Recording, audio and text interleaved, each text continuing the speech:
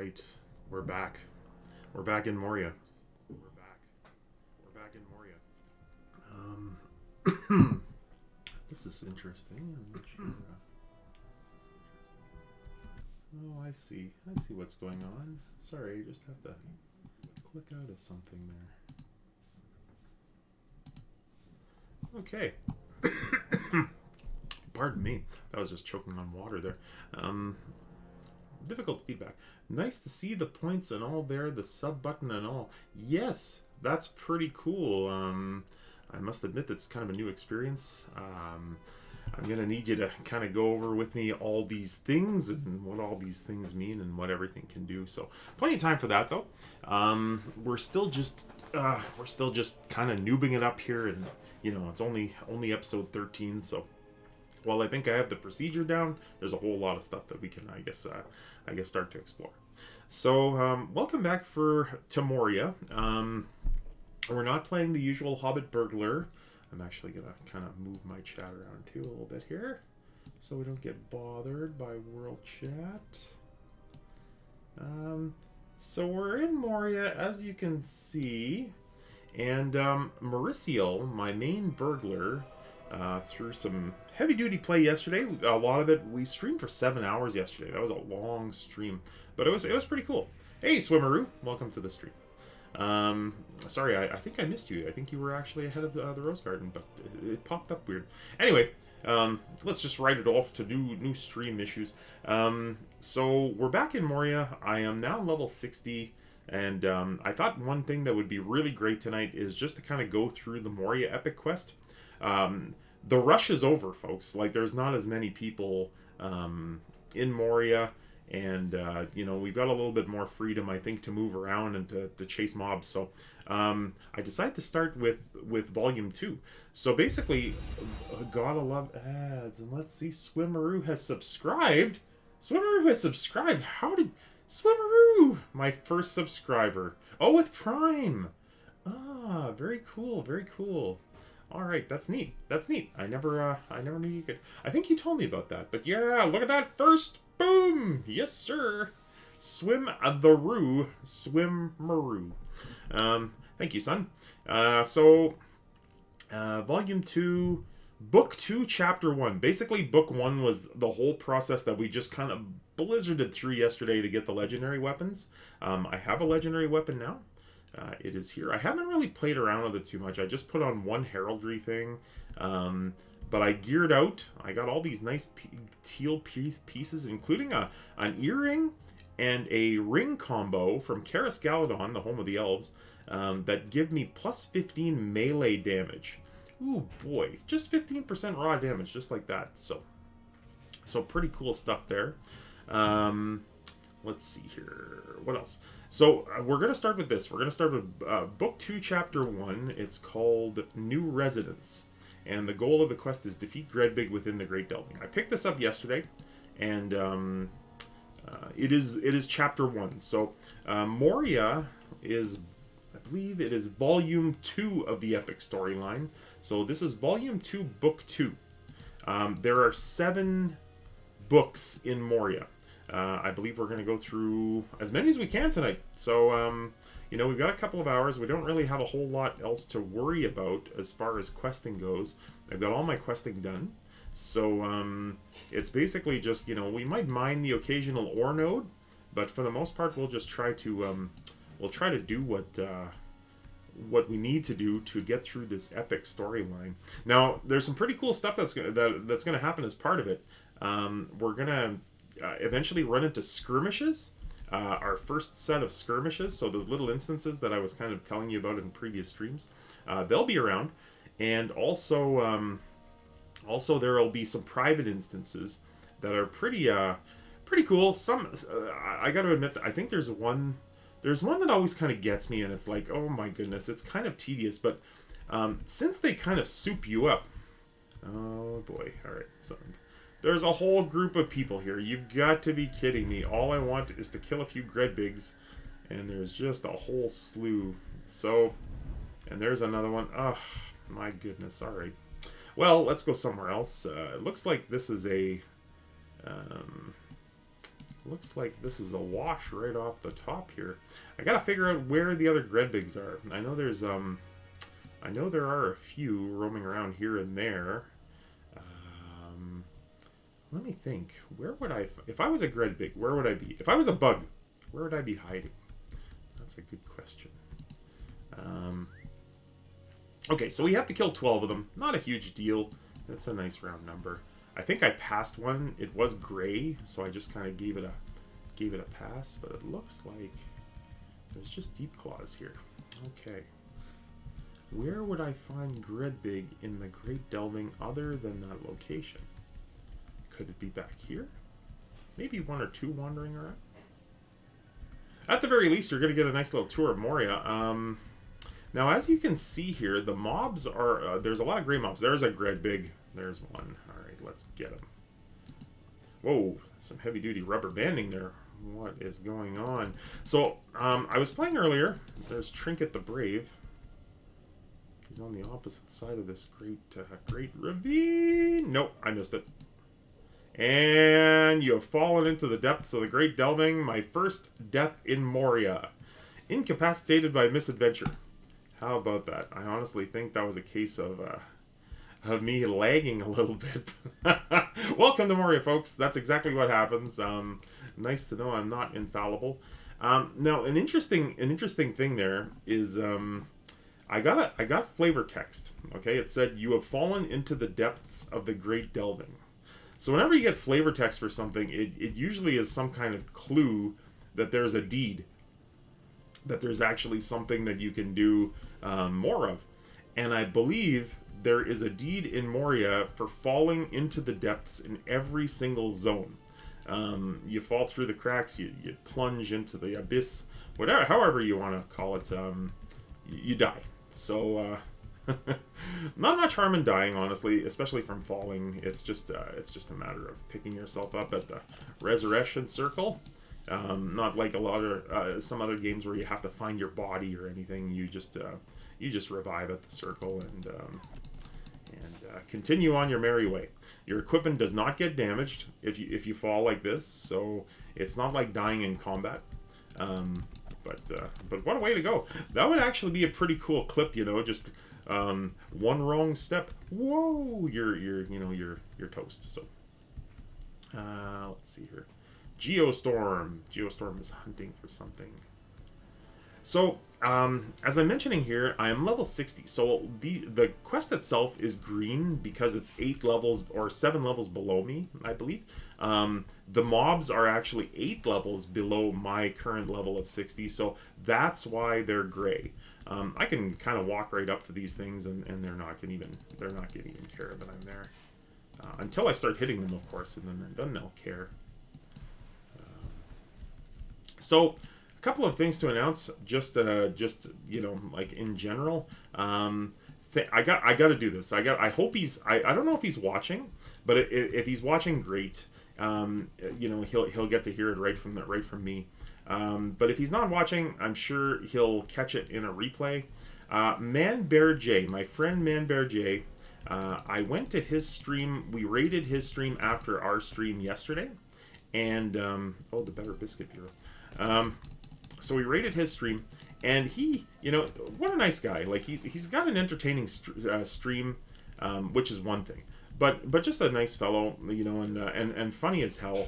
I like kind of just going over there and just hanging out, you know, and listening to some of the outrageous things that go on. I'm a bit more conservative in my stream, let's just put it to you that way. So, but Man Bear J, when we raided, he asked his streamers, he said, you know, or he asked me, he said, Steely Dad, you know, how many followers do you have right now? And I said, I think I was at 40, maybe 42 or 43 after the marathon 7-hour stream.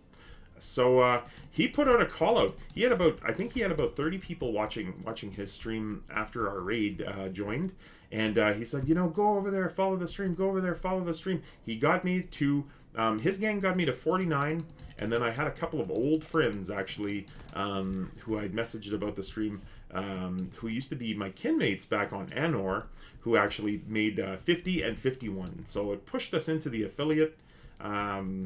category, which is great. Can't wait to work with the Rose Garden to get some stuff going. Yeah, 42 or 43, whatever it was. It was close. I think he got a 7, so I think you're right, Rose Garden. I think it was 42. So, but what a great gesture. So thank you, Man Bear J. Hopefully you're sleeping soundly. It would be, let's see here, about 2 a.m. In the UK, which is where he streams from. We're currently close to 9 o'clock here in Canada, in Eastern Standard Time. So a big shout out there. So we're an affiliate. Yay! Looking forward to setting up those channel points. I think my channel points will differ a little bit. 1,500 points should be Ask a Riddle. Funny you should ask that. You should mention that, Swimmeroo. That's a good idea. But we're gonna have a riddle. We're gonna have a riddle right now. We have. I see there's at least 5 people, 6 people now in the chat. Maybe people are just tuning in to hear the riddle. But we're gonna have ourselves a riddle here in just a moment. I'm just gonna jump on a goat. We travel by goat here in the mines, and while I am on goat back, I will pose the first riddle of the stream. So once again, we ask you that you're on your honor here at Steely Dad Stream, and that you do not refer to Google. Unless 5 minutes have passed and no one's gotten the riddle, then I'll prompt. I'll be like, someone Google this. Someone solve it. Okay, so without any further ado, the first riddle of the day. This is a toughie. This might be. Oh my God, that goat almost fell right off. So this is a tough one. So here it is, and I will give you a hint after about 1 minute if no one gets it. The first riddle is: under pressure is the only way I work, and by myself is the only way I'm hurt. What am I? I will repeat that. Under pressure is the only way I work, and by myself is the only way I'm hurt. What am I? Pipes? No, Swimmer. Nope. That is not the answer, but a good guess. Fair guess. So who's going to get that riddle? I am curious. Steel. Steel like Steely Dad. No Rose Garden, but I'm not going to say you're on the right track, because steel is an alloy, but I'll leave it at that. I'm not going to say anything more. But the answer is not steel, but that was a good guess. So one more time here, because this is a tough one. Under pressure is the only way I work, and by myself is the only way I'm hurt. Okay, Jewel? No, the answer is not Jewel. However, I will say that was a good guess. I will say that. That was an extra good guess. You have done well. Good work. You're ever a friend in need, and I am at your service. You continue to impress me with your inextinguishable fervor toward our cause. That's right, I have fervor. Sapphire? No, not a sapphire. Okay, the Gredbig were... I'm going to read this quest while we're in here. The Gredbig were a dreadful hazard, and despite your efforts, they will undoubtedly return in time. But we cannot spend overlong dealings with this minor threat. To wholly wipe them out would involve resources beyond what I can provide. We must turn now to other matters, and defend ourselves from the returning Gredbig wherever we must. What I truly desire above all else is a chance to look at the records and histories from the old days. So do I. Who knows what... Yes, Swimmeroo, a diamond. You got it. Ding, ding, ding, ding, ding. Ding, ding. The answer is a diamond. Under pressure is the only way I work, and by myself is the only way I'm hurt. So, very good. Well, way to go, Swimmeroo. So, let me just go over this quest here. What I truly desire above all else is a chance to look at the records. Okay. Who knows what secrets lie untold beneath the dust? Pages, tablets, and tomes to be found throughout the cavern of Moria. There should be storehouses located within the Great Delving, and thus they are named the Chamber of Knowledge, Chamber of Wisdom, Chamber of Deep Thought. I know where these are. We're just going to race around and find those 3 chambers to help these dwarves delve deeper. But right on, Swimmeroo. That's awesome. I got to figure out... Rose Garden, you know what we should do? You know what we should do? Here's a riddle. What should we do? What I think we should do is Is there a way... to set up reward points for correctly guessing a riddle? Like, say that happens, can we do that? Is that a thing? Is that a programmer ability? And without Rose's guess, I wouldn't have got it. So that's good, giving credit where it's due. Swimmeroo. I don't know. Give me a bit. Okay.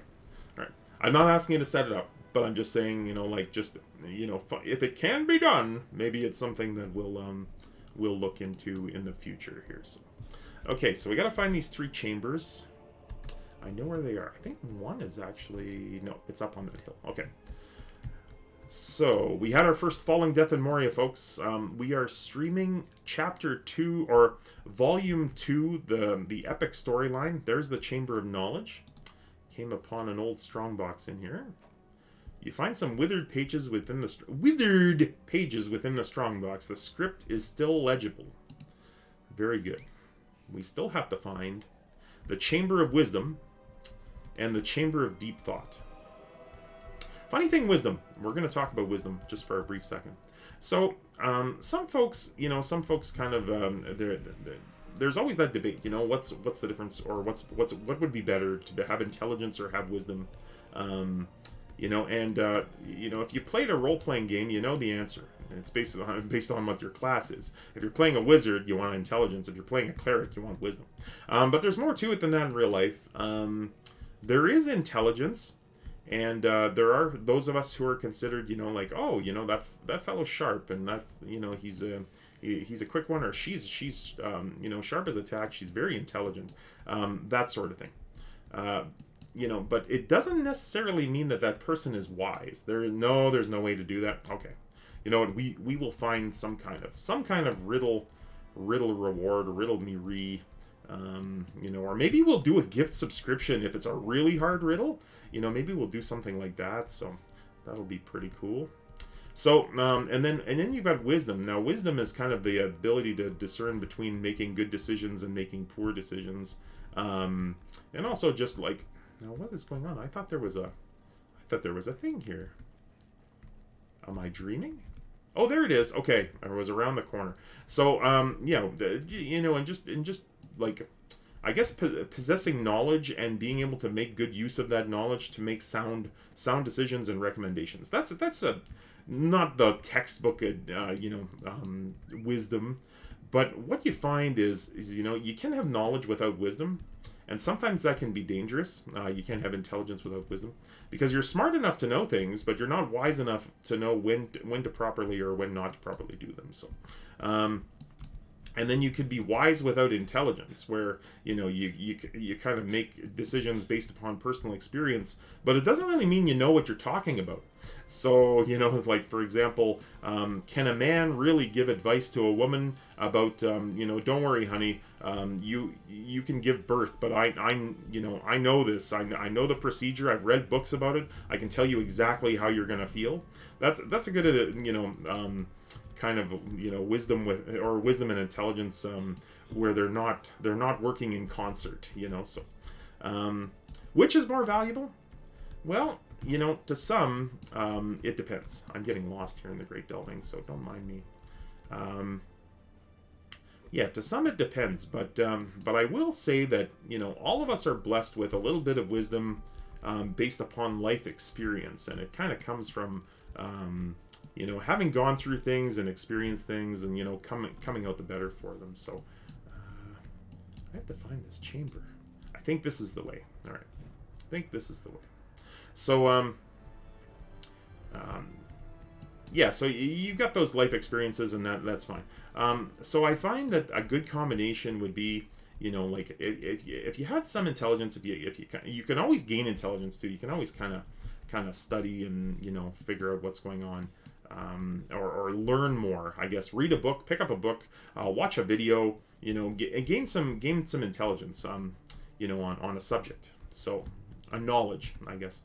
And then the wisdom. So that was just kind of a little kind of funny aside that I was thinking about earlier, is like, which is better, really? When you're not playing a tabletop role-playing game, which would be better? So, now, I'm almost here. So, Rose Garden, let's see here. No way of doing that. How is Basilla doing? Basilla's doing alright. She's doing better than she was yesterday. It now just feels like it's kind of a flu, or like a cold, even. It maybe went from a fever and a flu down to a cold. So there's stuffy nose, there's, I guess, runny nose, maybe some, like the cough doesn't sound the greatest, but she'll tell you that she felt a lot better today than she did yesterday. But thanks for asking. Just for those of you who may not know, my partner Basila has acquired COVID-19. We're currently in isolation. This is, I believe, day 4, or maybe day 3 for us. We have to do at least 5, and she's off work for 10. So, by association, I'm at risk. Not gonna lie, we try to kind of stay apart, but it's not, it's not an exact science, and when you share facilities and when you share, kitchens and whatnot, like you just can't totally write off, live in separate parts of the same home. At least maybe some people can, but we're not. We're certainly not in that situation. So, I think she's going a little stir crazy too, just because she was pretty excited. She's like, "Oh, look at all the snow. Maybe I should go out and shovel." I'm lost again. All right, look at this. This poor fellow here, easily lost. Well, guess what, folks? You're not alone. Because this is the only area in Moria where I really sometimes get turned around. There's that pass. There's a pass. So, and I think we're going to come out for the better now. There we go. That's where I'm trying to get to. That little hallway, I always aim for that. So let's see here. We are going back. We're talking to Bosi. And hope all of you are having a good night. It's been a bit of a challenging night for me. Just a lot of thoughts, a lot of events, and just kind of the stream is a good way to just kind of talk. Sometimes you just have to talk. You just have to talk to someone. You have to get some things sorted out. So finish the story. What was the story, Swimmeroo? What was the story? Sorry. Did I not finish a story? Did I leave something unfinished?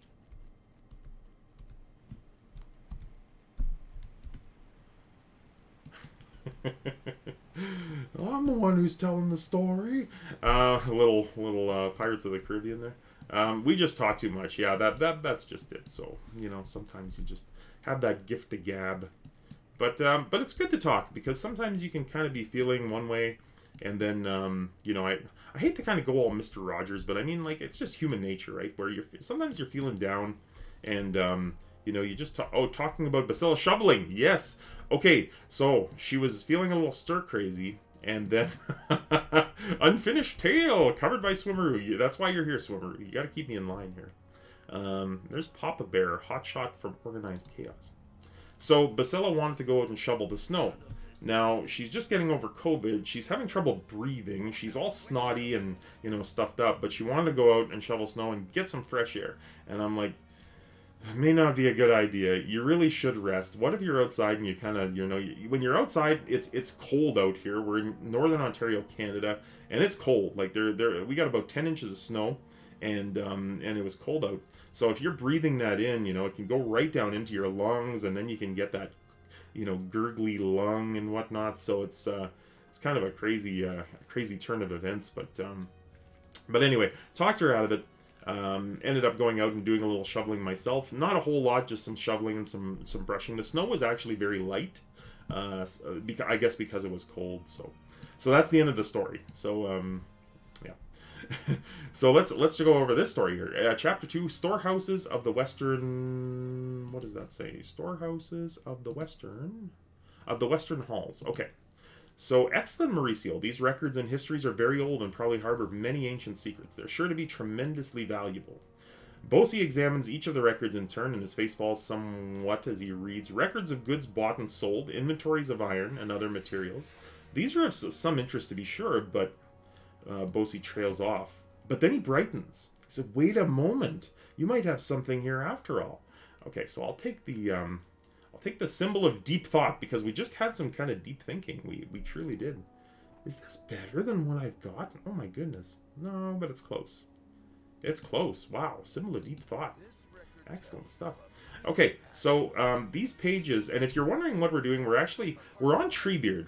I should have prefaced by that. We're on the Treebeard server, the legendary server, where the cap was 60, or sorry, the cap is 60. It was 50 yesterday. And then the Mines of Moria came out, and the level cap went up to 60. So yesterday we adventured. It was a marathon stream. It was 7 hours. It was an awesome stream. Got to see a lot of Moria. And tonight we're doing the epic storyline. So we're on Book 2, Chapter 3, Ziggelberk the Unrivaled. Ziggelberk. That's a name that you're going to hear a lot over the next few things. So these pages, so pay attention to this little passage here. These pages mention something curious indeed, Mauricio. An axe made entirely of mithril. Light enough to be wielded one-handed, but strong enough to fell any foe or rend any armor with a single sweep. Now that's a kick-butt axe. Ziggelberk it was called, and it appears to have been forged in Durin's time by one called Ongli. I have not heard that name before. How can it be one so skilled would not be remembered in legend? There is more to be learned on these pages. Could it be that Ziggelberk might yet be found? My son Bori has been racked by grief ever since Broin was slain before the doors of Durin.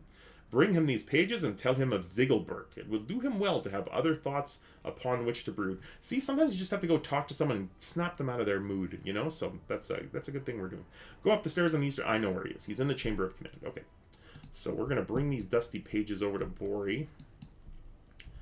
And let's see what Bori has to say here.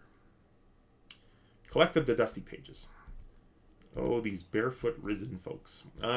Bori says, alas, that Broin is not here, Mauricio. This is just short of the adventure he would have relished. Still, I may be able to help you, though my heart may not be in it. You know, one thing I forgot is I forgot to turn back up my game sounds here, so you can get a little Moria ambiance while we're doing this here. There we go. Ooh, they're playing my song. That was my intro song.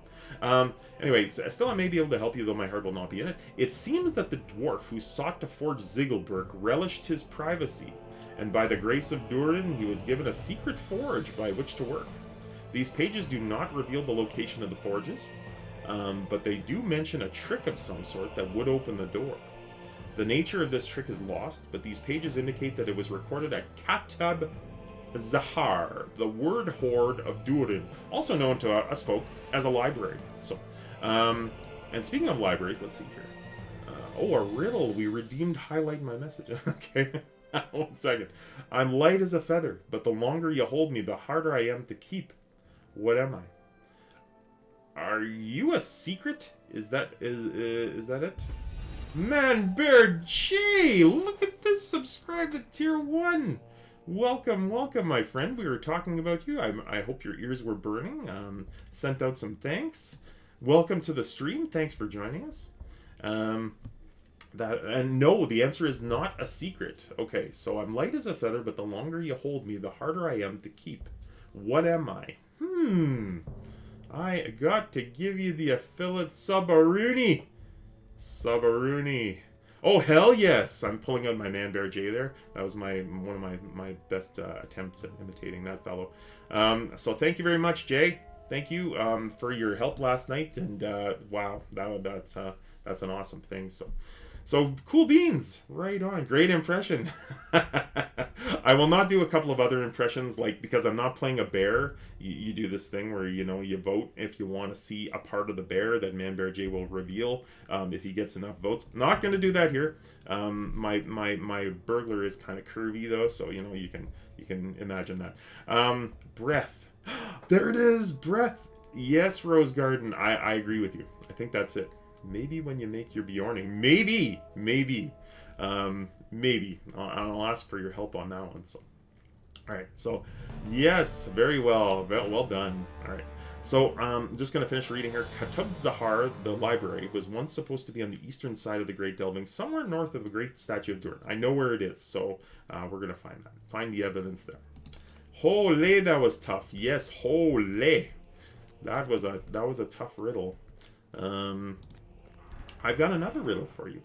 So once we get to Katab Zahar, I have 3 riddles for the night. They were prepared, and I really like all 3. The third one is pretty epic, but I have to say maybe the third one is not the toughest. I thought that diamond one was tough. I thought that was a good riddle there.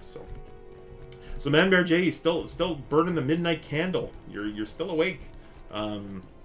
Good stuff. I was actually, gonna stream around 8 and just see if you were still on. I was gonna hold off until your stream was done. But yeah, a little bit of a nerd. I kind of knew as soon as you had that food, the yawns were coming, and I was like, yep, that's I know exactly what that man is going through. So, little food fatigue, as we'll refer to it. So, all right. So let's see here. This is the library. We were here last night as part of that monstrous stream. I'm going to find this library, and there's a fallen plaque here. I think this is all I have to touch. And when we're on our way back, I will pose my second riddle. This broken plaque is faded, but still reads Katub Zahar, and now talk to Bori. Okay, so it's just a back and forth. Please don't feel the need to hold off for me to finish. If I catch you on when I finish... Oh, the Raider Rooney! The Raider Rooney. Well, thank you, sir. I do appreciate that. A little bit of it is just me too, I was working on this character, and I got my character to 60 now, and I was doing some work. I kind of burned the midnight oil last night myself, so I was making some jewelry and such, so she's all set, and now I was like, nah, I think I'll do the epic storyline tonight. I think that's a good thing. Just maybe cover it. You do get a one of those trait points that you can put into your traits for completing the epic. So I thought it was a pretty neat thing to do. Okay, so I didn't ask the riddle. I'm gonna pose the riddle while you're here, Man Bear J. All's fair in this game. So here we go. Here's kind of a cute little one here. I have a tongue, and though I cannot walk, I'm known to get around. I have a tongue, and though I cannot walk, I'm known to get around. That is the second riddle of the night on the stream. I will give that to you. I will. A boot. So I have a shoe written down, but it's basically the same thing. It's like footwear. So yes, Man Bear J comes into the stream, solves the riddle, and subscribes, and what a ruckus. It's like a party just came into the room. So so let's see here. Bori says, okay, so we found this. So you found the location of Katub Zahar, the word horde of Durin. I'm deeply impressed. It's a shame that your report tells of a great infestation of deep claws and cave claws. I hope the beasts have not ruined too many of the records and histories that kept in that place. So I would say it's the same thing. I would honestly. Boots and shoes, they both have tongues. At least for the most part. Although there are some new shoes and boots that just kind of slide on that don't have tongues. But I mean, this is Lord of the Rings Online. We're thinking kind of old school here, so we'll go with that. So it seems like Ongli here, the great craftsman who may have forged Ziggelberg, was very protective of his privacy. Durin granted him a secret forge. We already knew this. Nar Galeb, the Heart of Fire. The way to Nar Galeb was locked by means of some trick known only to a trusted few. These pages do not mention the location, but they do say that the trick to opening was kept in Katub Zahar. Now that you found the word horde, you can search. So we're back to the library. We have to and the means to access it. Defeat deep claws or cave claws in the Great Delving. Check. Search Katub Zahar for the secret to opening Nar Galeb. Alright, check. Know where both of those things are, we can do it. If we can find both the location of the Heart of Fire and the secret to opening its doors, it could be that Ziggelberg will return to us. Oh my god, I'm doing a diamond painting and my eyes hurt. Oh, I know what that's like. So there's a thing. Knowledge, okay, I know what that's like. Wisdom, I really don't know what it's like because I haven't done it, but Basila did it. And she actually got this cool little light tool. And the light tool actually shone, and it's she didn't have to strain using natural light. It was just kind of like she had the little tool that you use is actually it has the light on it. So maybe that may be something that you can talk to her about, or look on what's that, Amazon or something for, because I think that's where she got it. So okay. I will ask the other dwarves or expedition if they've come across any sign of Nar Galeb. Perhaps I'm also doing by candlelight. You are a glutton for punishment. I'm telling you. Yeah, there's some. You want to make things easier on yourself, Rose Garden. Not, throw on that ceiling light. Your eyes will thank you. Perhaps someone that has encountered some clue, though I am not hopeful. You must return to Katub-Zahar and search for the secret to opening the doors. Okay, no problem. We'll get that.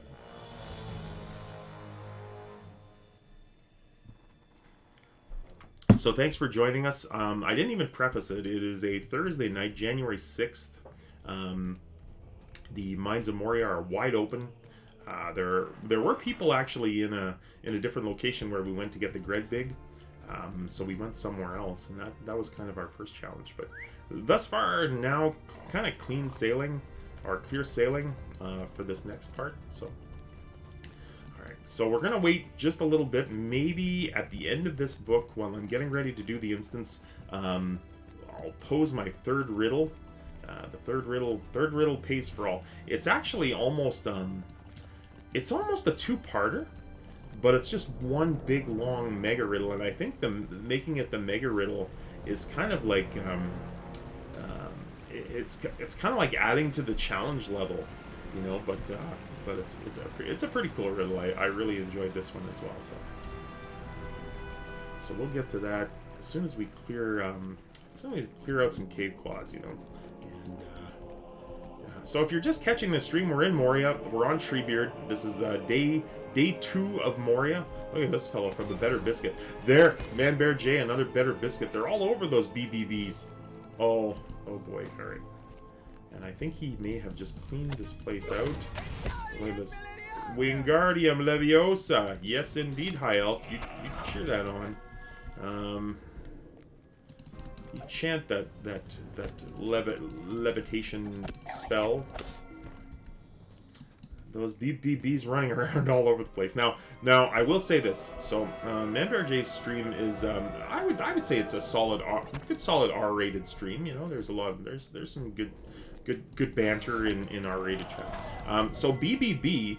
When I mentioned BBB, I was talking the Better Biscuit Bureau, the kinship on this server, on the Treebeard server, and one of his viewers definitely had her own idea of what BBB meant, and some kind of comedy ensued, and it was a good time.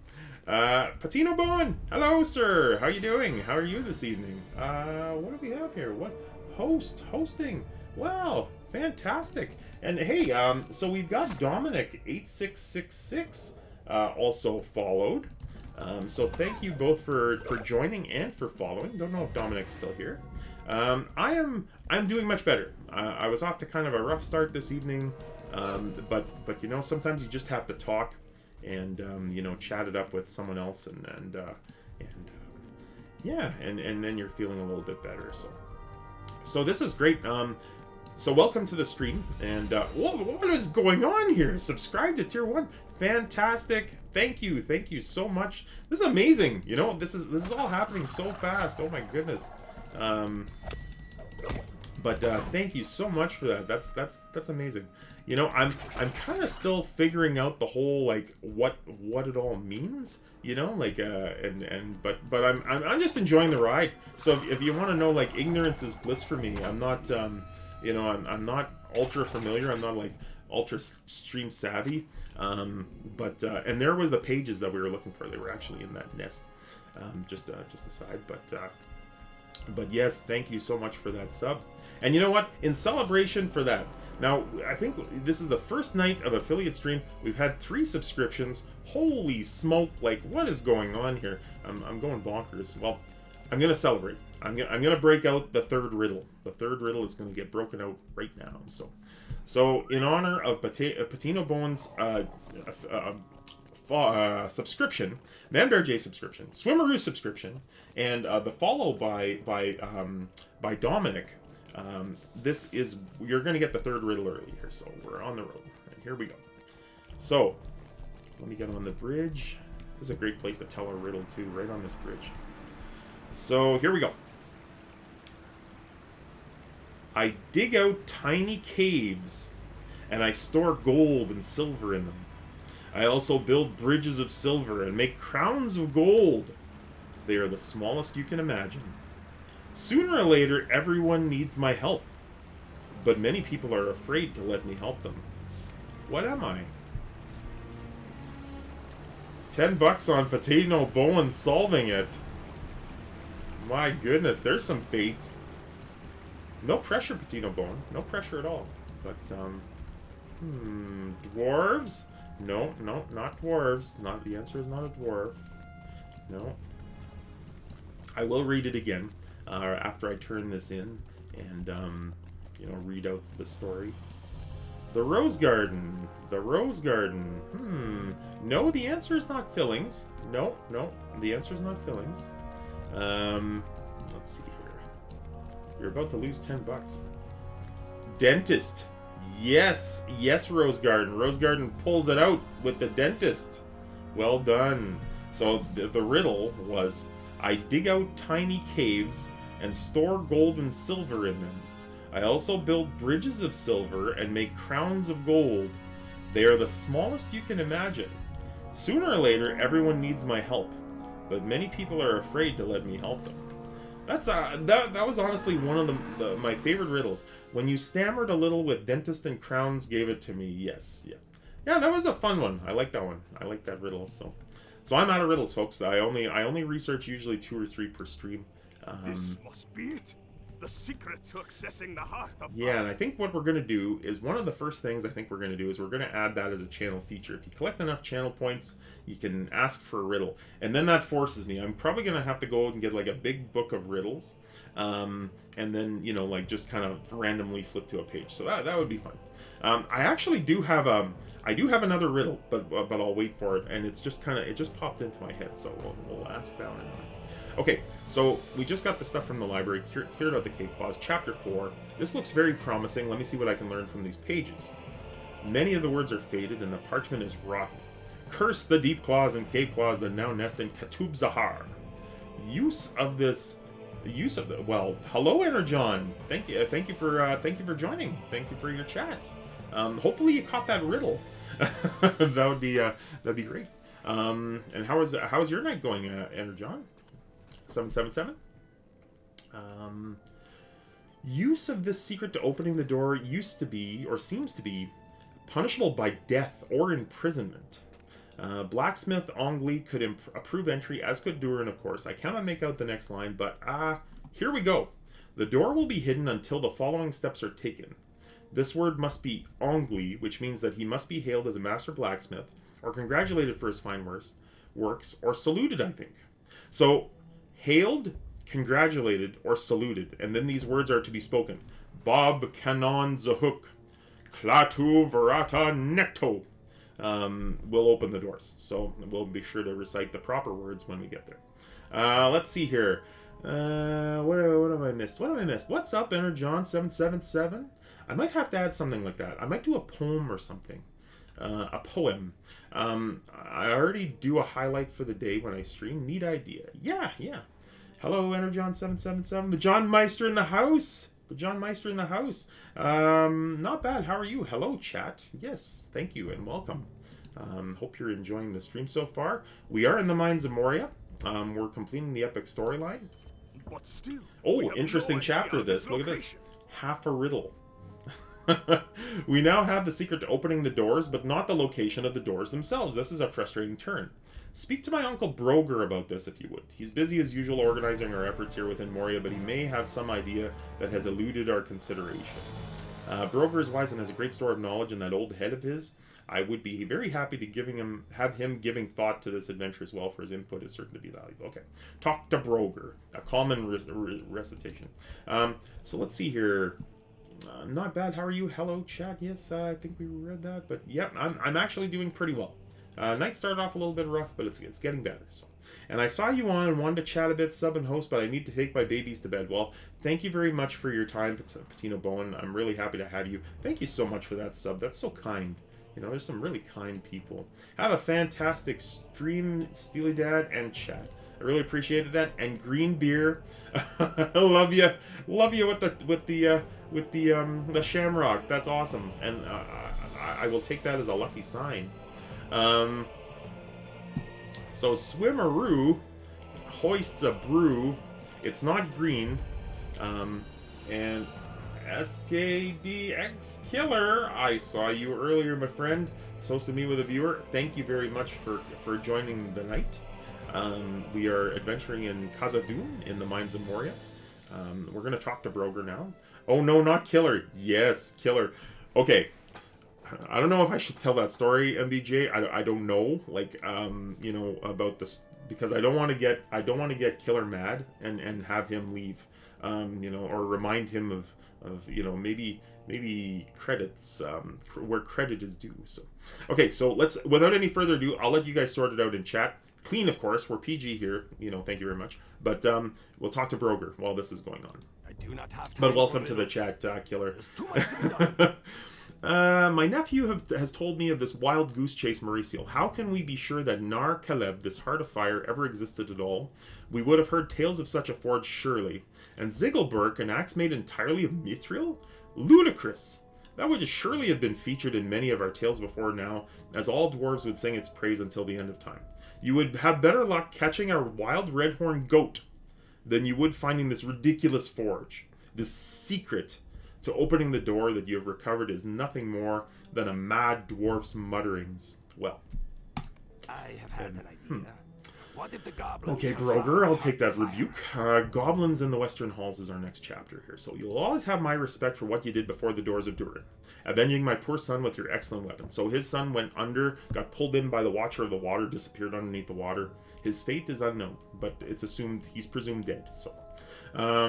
I must be honest with you, I believe you are wasting your time. As long as you will be traipsing around in the dark looking for this flight of fancy forge, you might as well accomplish something worthwhile. There's a large goblin presence in the Silvertine Lodes. I know where it is, Gamil Flick, the Elder Mine. So we're going to steal some of their maps, and we're going to defeat 18 goblins. Off we go. So, it is true, Jay does not sleep. It is true. I believe that. The man is a machine. He gets sleepy though. I will vouch for that. A little bit of food, a little bit of nod, but yes, the sleeping habits of that Bjorning are suspect. My lidless eye is always watching. Alright, so let's go to Durin, our Dolven View. We'll take the quick goat here. Now, here's a tip, and I didn't do it myself. There's Barum. I didn't do it myself, but there's a shortcut to get from that camp up in the Chamber of the Crossroads to Dolven View quicker than taking this crazy wandering goat. You can actually take a swift horse to the 21st Hall, and then take another swift horse to the Dolven View, and it probably cuts the travel time in half. But I mean, you know, let's cross this bridge yet again, the Dwarf Lord's Gate, and oh, let me pose that riddle.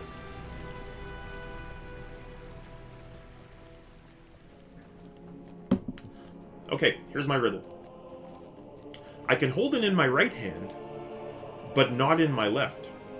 What is it?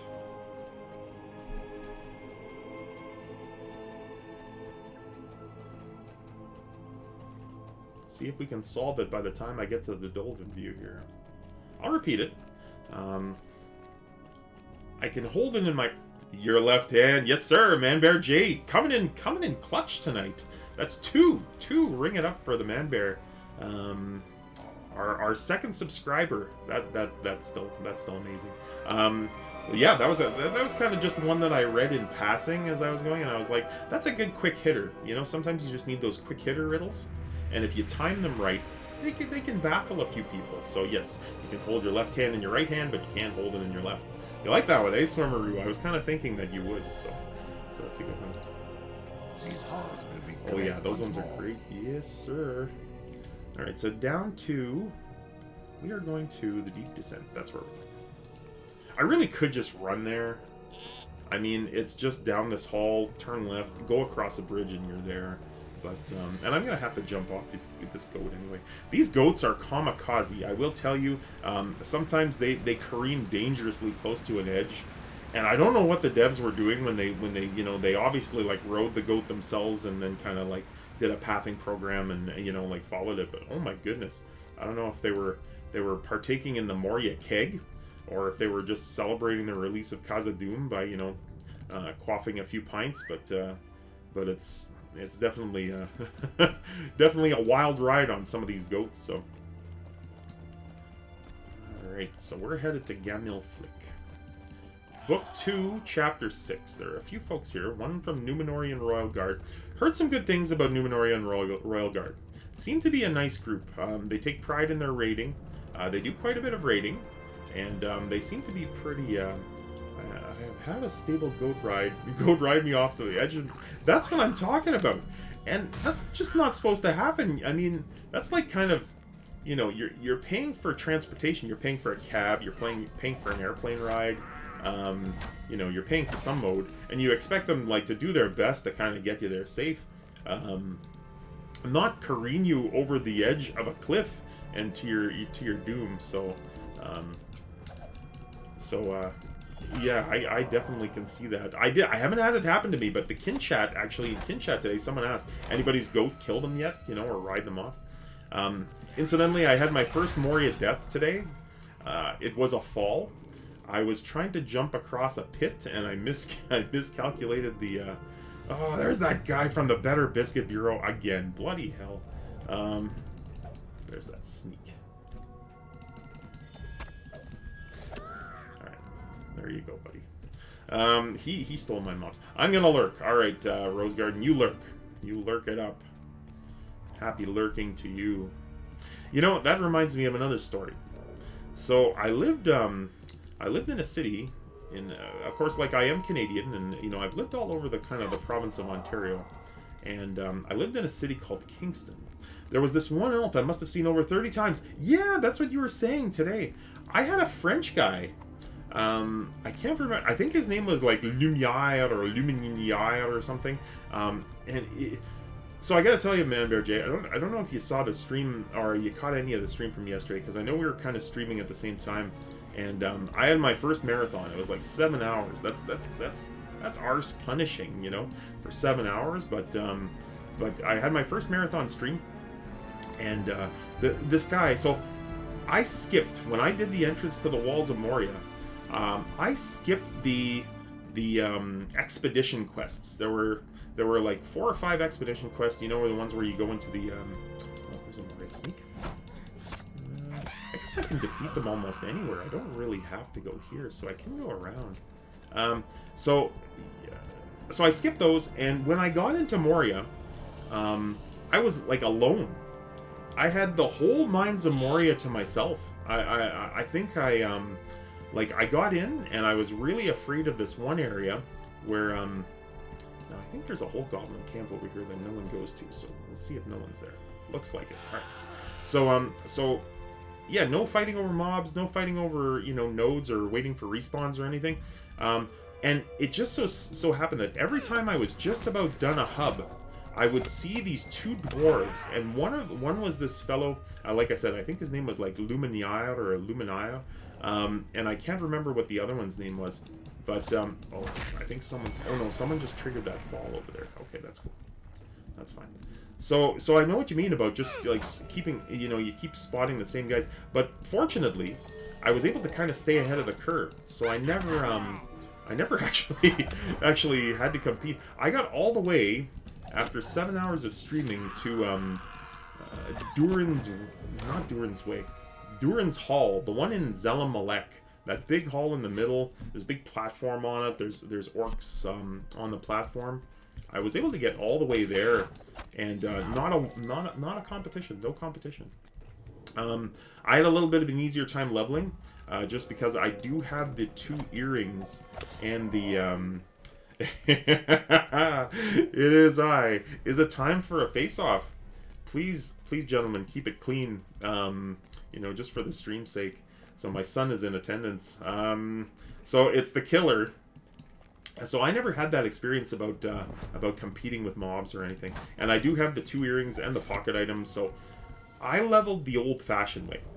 And I just about pooped my pants when I saw after about 20 minutes that someone was level 60. I really did. I was like, what is going on? What is the purpose of that?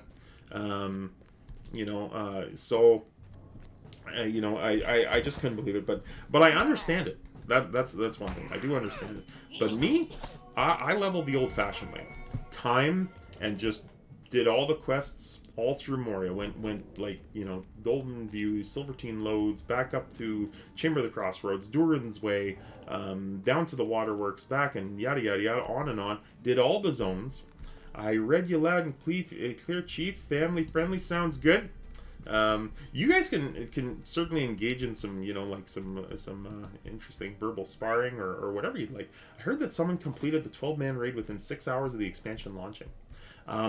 Someone actually completed the Watcher within the first hour. They did the Watcher in the water raid. I am on Treebeard SKD X Killer. Yes, I am. So with Manbear J, we are both adventuring in the Treebeard. Hey, it says you're online. Manbear J, you're playing. I didn't know that. Huh. So they completed the Watcher in the first hour that they played, and then they Dwarves must fight for dwarves. Dwarves must fight for dwarves. And then they actually completed Dar Nargabud. Having a cheeky late night session. Excellent. I did the same last night. I did. I'm kind of ashamed to admit it, but I was up till the wee hours in the morning. I just couldn't stop. I think I hit Lothlorien just outside the gates at around, I want to say around 1.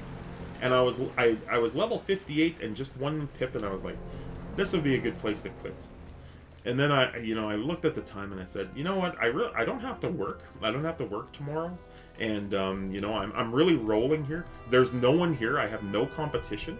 So I'm gonna take that shortcut. That's what I'm gonna do here. The shadow of Moria So not long filled I actually completed all the Lothlorien stuff up to Karasgal, like the area right outside. I think it's called what is that area called?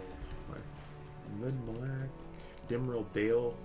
This area here I completed. Nanduhirian was the whole area, just all the quests and those little camps and orcs and everything. So, and that's how I got to 60. I got to 60 last night. It was probably around 2:30 a.m. No judgment. It was just one of those rare, fun gaming days and nights, and it worked out. So, believe it or not, I was not. Well, we have a big kin. I will say that. Now I'm going to the Chamber of the Crossroads. Why is that not yet open to me? I have full reputation. That's weird. Late night Lotro brings me back to my early Lotro days. I am smiling because I know where this is going, and that's awesome.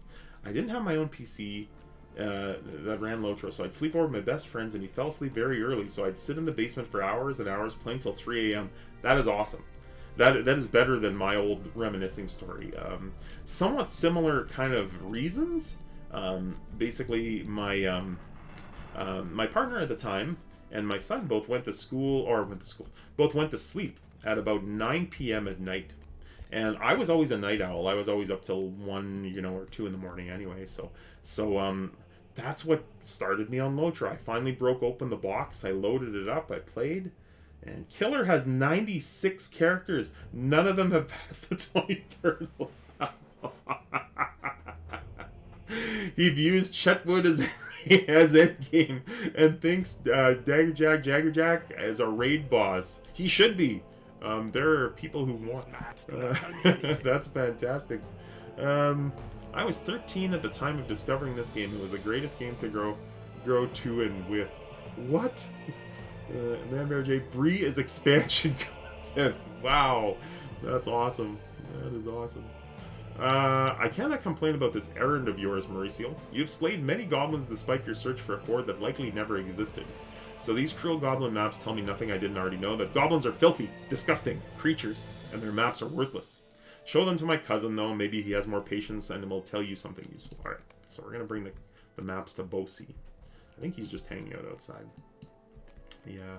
No, that's great. Like I said, my partner and my son both went to school before, or went to... Why did I say school again?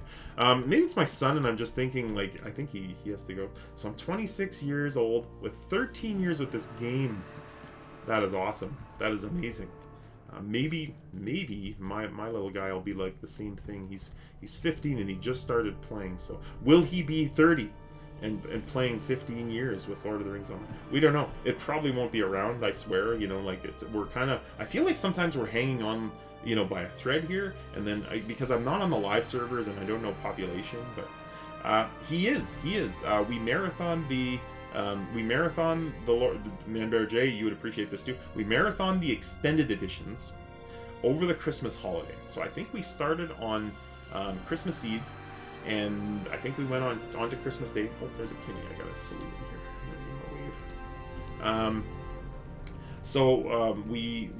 We marathon those, and then I think it was on Boxing Day. I'm not sure if you guys have Boxing Day in the UK. It's a thing here in Canada, and I think it came from the UK.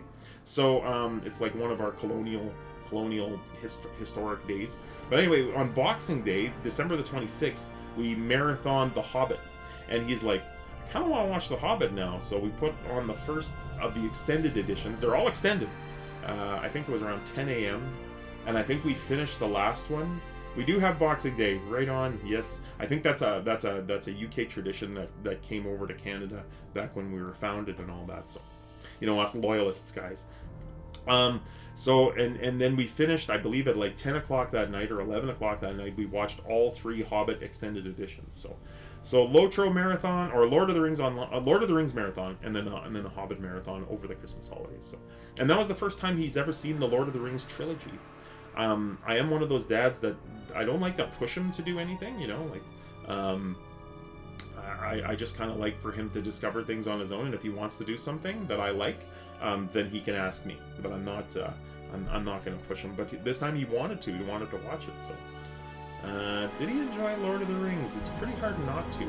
I'll let him answer. He's here. Let's see here. My buddy introduced me to Lord of the Rings, and then weeks later was like, I know you didn't like Dungeons & Dragons Online, but try this game. It's an MMO Lotro game. And I was hooked back when it took 24 hours to download the game. Yes, back in those days. It's taken me years to get to where I'm at, but I'm in no rush to end the game. Are you on Treebeard Killer? Are you on Treebeard with me and Manbear J? The goblins have made their homes here in the darkness for a long time. These maps might have secrets to show us, however unsavory they may seem. Bosey peers at the maps for a long while, and then his face creases into a wild smile.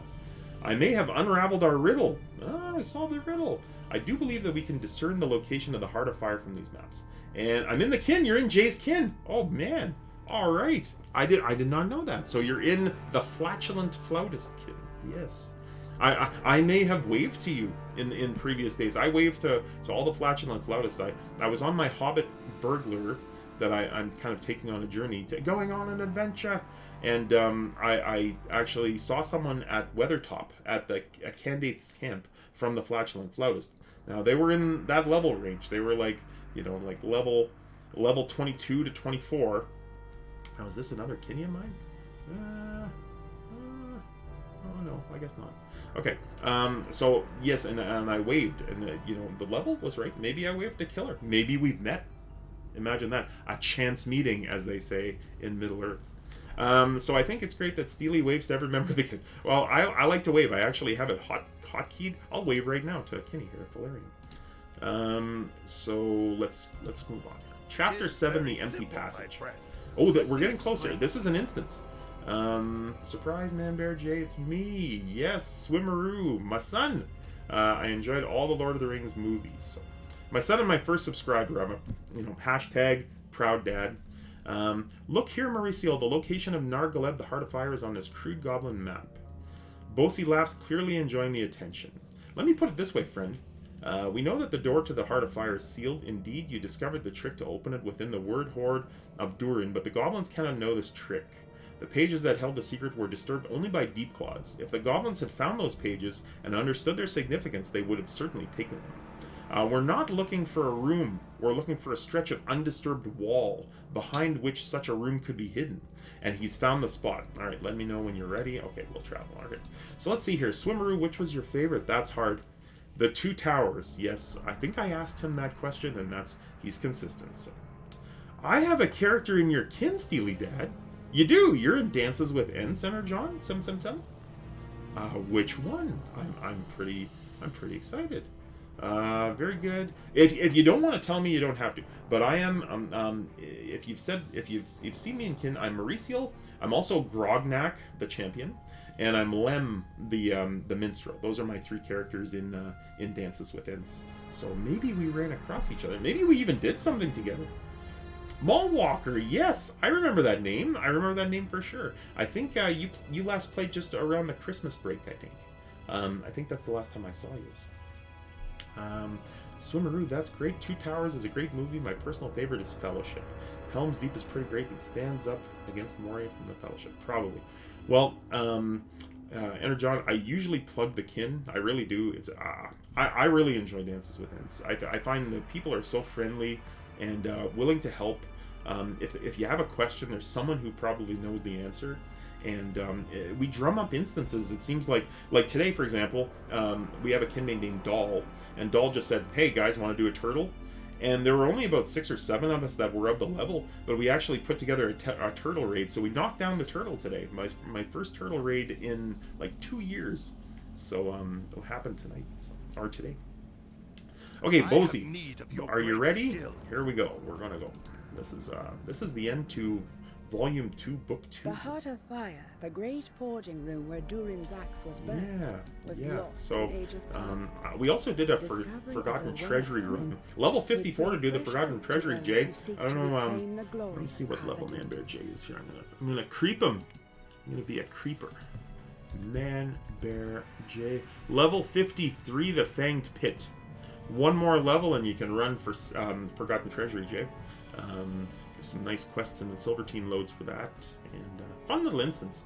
I enjoyed it. It was we ran it so quick today. We just kind of face rolled over it, mashed everything into mush, and the trolls killed someone because not a lot of people did it before. So the last boss in that are 2 trolls, and you've got to keep them separated to be able to kill them. Otherwise, they team up and they do heavy duty damage. So. They're all such well-made movies. There's another proud dad moment. I believe the same things. I've never focused on the instances. No. Landscape is.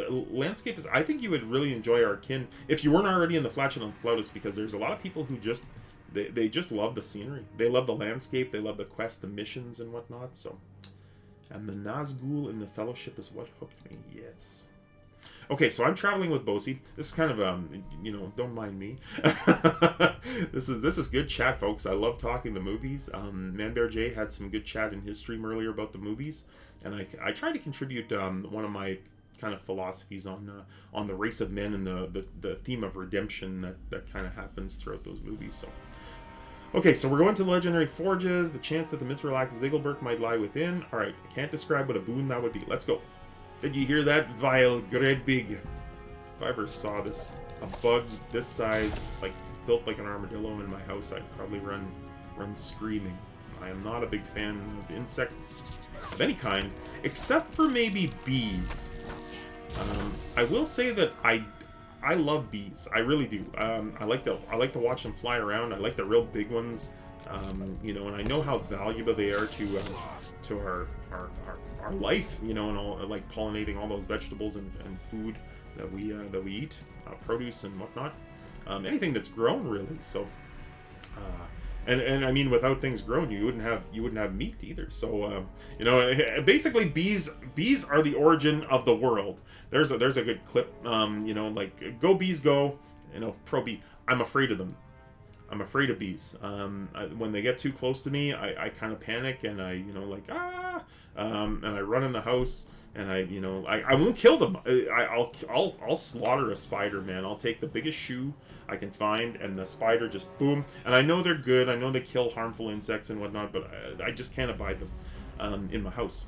But bees, no, I will not touch bees. Bees are my friend, but I'm afraid of them. It's kind of like that dentist riddle. I'm afraid. What they do. So Bosi, if the Heart of Fire actually exists, I believe it must be behind this wall. So we're going to hail, congratulate, or salute to the memory of Ongli. What were the secret means of opening it that you recovered from Ketub Zahar? Oh yes, the great blacksmith desired not to be disturbed, not even by Durin himself, unless by ceremonial gestures of acknowledgement worthy of a station. So we should hail, congratulate, or salute him.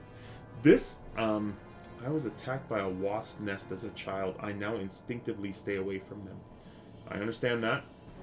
I think I mentioned in last night's stream. That's why I'm not a fan of big dogs. So, I have the One Ring insignia tattooed on me. I made that my first tattoo. I actually, it's funny, Basila could vouch for this. we've looked into it, and there's a shop in Toronto, about a 3.5 hour drive that they could probably do a really good one ring tattoo. I'd still like to get it done. That's kind of a bucket list item, believe it or not. But we've talked about it. We've done some research. I am ready. It's just a matter of kind of pulling the trigger. I was going to get it done, and then COVID hit, basically. It was going to be done like the summer after COVID first came out. So, came out like it's a movie. But yeah, Man Bear J, that's kind of why I don't, I'm not a big fan of big dogs. I was attacked by a dog when I was a child. I got bit by it. So now any kind of big dogs, like, you know, some people just love Rottweilers and, you know, or pit bulls or anything. I can't do it. I like the smaller dogs. Like, I love corgis. I can do basset hounds. My Basila's parents have a dog. She's a real nice size. She's so friendly, you know. So I trust that dog. But you know, give me something a little smaller, or a German, not a German Shepherd.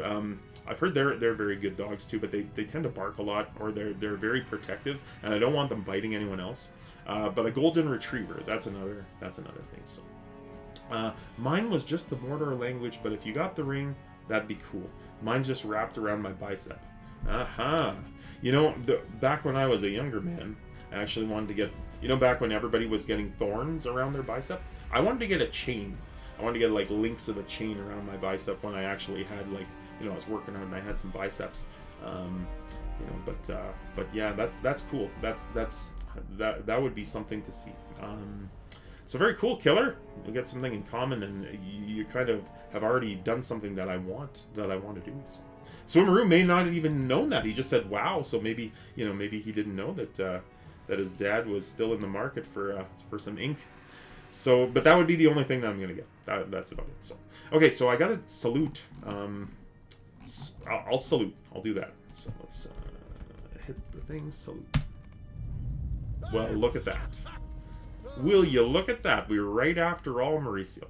Yes, indeed. That's like the door of Durin, but it's not those Ithildin. It's not the mithril lettering. It's not that silver. It's gold. So very cool though. Very cool. Travel with Bosi into the heart of fire. Off we go. Anyway, for those who joined us for the first time tonight, welcome to the stream. We are just adventuring, chatting, working our way through Moria. We're focusing on the epic storyline tonight, on my main character, Mauriciel the Manberg. And I'll explain where I got that. So as I do this, so empty passage. Search the forge on the left, the right, and the center. All right, here we go. Look at this. Look at this hidden dwarf forge. This has been undiscovered for eons. Look at how majestic this thing is. And that's just one forge. There are 3. No sign of Ziggelbert by these forges. So let's move on to this. So why am I named Mauricio? And I won't get into Grognak because that's a whole other can of beans. But I will get into Lem, my minstrel. Why is my minstrel named Lem? Well, I'm a big fan of tabletop RPGs. I enjoy playing Pathfinder is my game of choice. I played both 1st edition and 2nd edition. And so I like to geek out sometimes at the table and roll dice. That's just it. I have a huge dice collection, and I don't even want to get talking about that dice collection. It's a monster. It seems to grow of its own accord.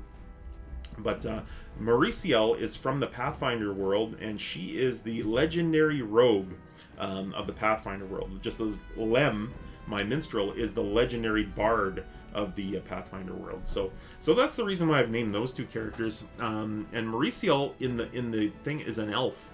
Okay, so in this game, Lord of the Rings Online, elves cannot be burglars. I wanted to try the One Ring RP, but I never played tabletop RP. I guarantee, just watching your stream and creativity, I guarantee you'd have a blast. You really would. And you'd probably make one hell of a dwarf. As far as role-playing, like definitely a dwarf addition to the party. So I'm not sure if they actually have the Ornings, but I would say that yeah, you could definitely dwarf it up, definitely. So anyway, Mauriciel is an elf, and we have no elves in Lord of the Rings Online. So I made her a man, and but I've actually designed her to look reasonably close to the actual Mauriciel, kind of thin with white hair, and the costume is red. So if you were to Google Mauricio Pathfinder, you would actually see pictures of the character that she's based on, some art. So feel free to do that. Okay, talk to Bosi. You did not find Ziggelberg. No, do not apologize. I should not have let my hopes rise. Surely been many hundreds of years since the axe beheld the heat of these forges. Return to the Chamber of Crossroads and tell my people that the Heart of Fire has been found. Not so fast, say the Goblins of Moria. I do have a Ghostbusters role-playing game in the basement. I do, in my dungeon. Actually, it's not a dungeon. It's very much a games room. But I do have that. I also have a Fallout RPG. The new Fallout one that we haven't played yet. So we protected Bosi from the goblins. And, alright, thanks to you, the secret of the Heart of Fire will not be stolen by goblins. So yeah, so lots of good games in the basement. So, but anyway, that's the inspiration for a couple of characters. Now Grognak is his own thing, and that we just mentioned Fallout. So let's see. Thank you for your help. Let's return. We're going in. All right. The dwarves have found the Heart of Fire, the greatest of their lost forges. Though Ziegelberg, the legendary mithril axe, was not found there, the discovery of the forges was itself a great victory. Enheartened by the victory, Broger and his following have moved on to establish a command in the 21st Hall. Alright. Oh, look at all these folks surrounding poor Bosi here. He's being mobbed. Okay, so we're turning this in. Heart of Fire is ours again. I don't honestly think that there's anything in here that's better than better than what I'm wearing right now. But I will say that I could slap these shoes on if I wanted plus 5% out of combat run speed. So I think what I'll do is that's the medium armor there. I'll take them. My cousin and some other dwarves have gone on to the 21st Hall. Alright, so the 21st Hall. We have witnessed great successes here in Moria already. Mauricio and Broger has gone eastward with many of our people seeking the 21st Hall in the royal houses of Durian. I'm worried by this haste. Yes, we have achieved great victory with the discovery of the Heart of Fire, but I fear that Broger will advance too far and get in over his head. Travel to the Chamber of Leadership off 21st Hall. Okay, I know where that is. Okay, so 21st Hall. Talk to Broger. A familiar retort. Take that swift travel there. So, for those of you who are watching, we are journeying through Moria. This is the epic storyline. We're just about to finish Volume 2, Book 2. Moving on to Volume 2, Book 3. Not sure how far we'll get. Oh, look at these. They're all lining up. This is fancy. And a racy Feast Beast. I'm going to wave to him. So, if you like what you're hearing, this is kind of typical of the channel, although I will say this. Oh, I don't have to travel anywhere. I just have to go see Bro. So, normally we're playing on a lower level Hobbit Burglar. That's how I started the stream, was just taking a Hobbit Burglar through the Shire and following the path in the Fellowship of the Ring. Now, just because of the launch of Moria and how cool it is on Treebeard to have Moria drop and all these people playing again, maybe that took... hey, there's Wensley, my buddy! Wensley. Alright. I did some stuff. And there's you. You is unofficially the most interesting person on the server. He in world chat anyway. He tends to get involved in a lot of things here. A lot of unfriendly conversations sometimes, but I don't really have anything against the guy.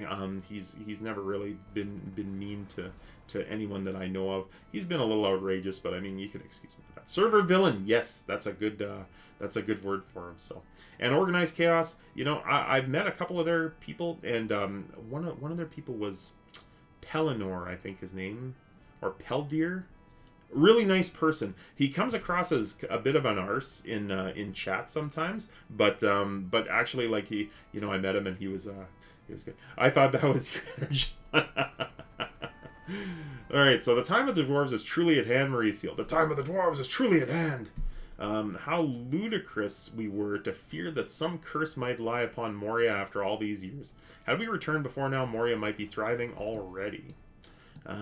What's done is done. We're here now, and many of the dwarves of our expedition have ventured forth into deep tunnels, seeking great riches that must surely lie untouched within the caves. That's the thing, these dwarves, they're, at first it's just like, hey, we're happy to be home. Now it's like, okay, how can we get rich?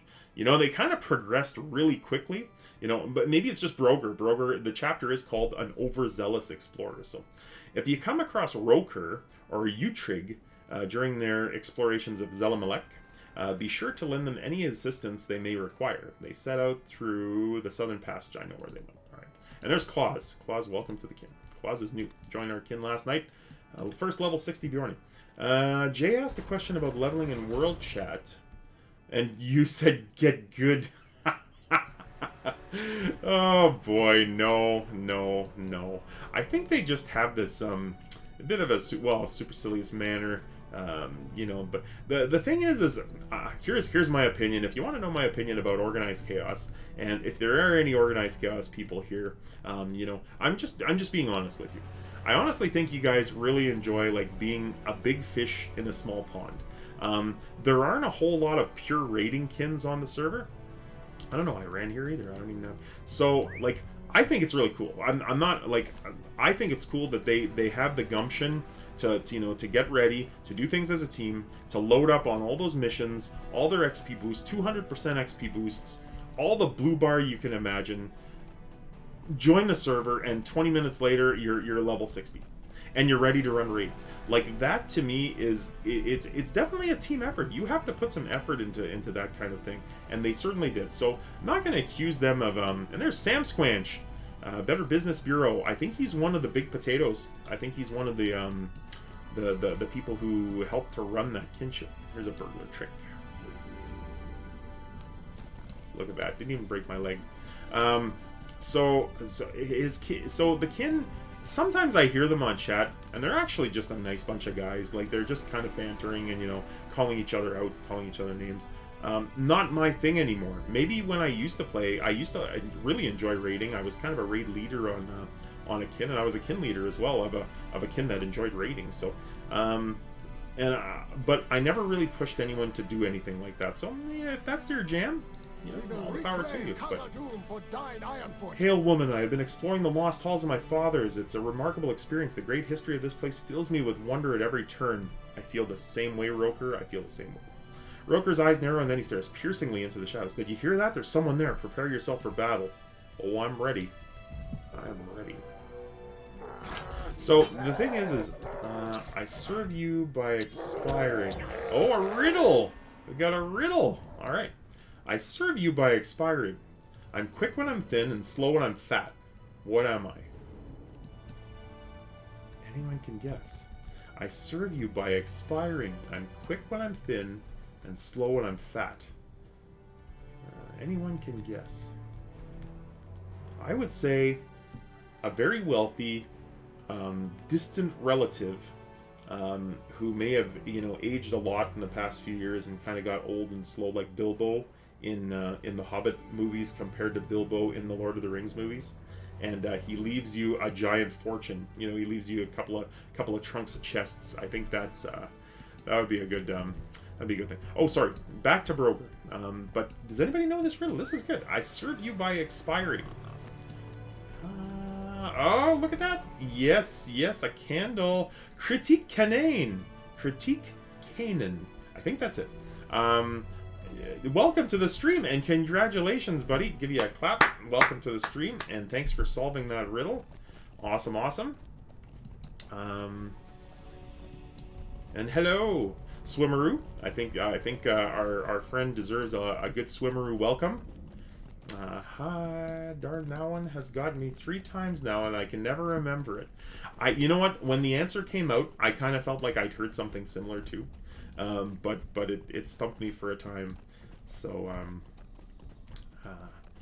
yeah, welcome to the chat. Welcome. And if you're just joining the stream, it's just kind of a casual stroll through Mordor.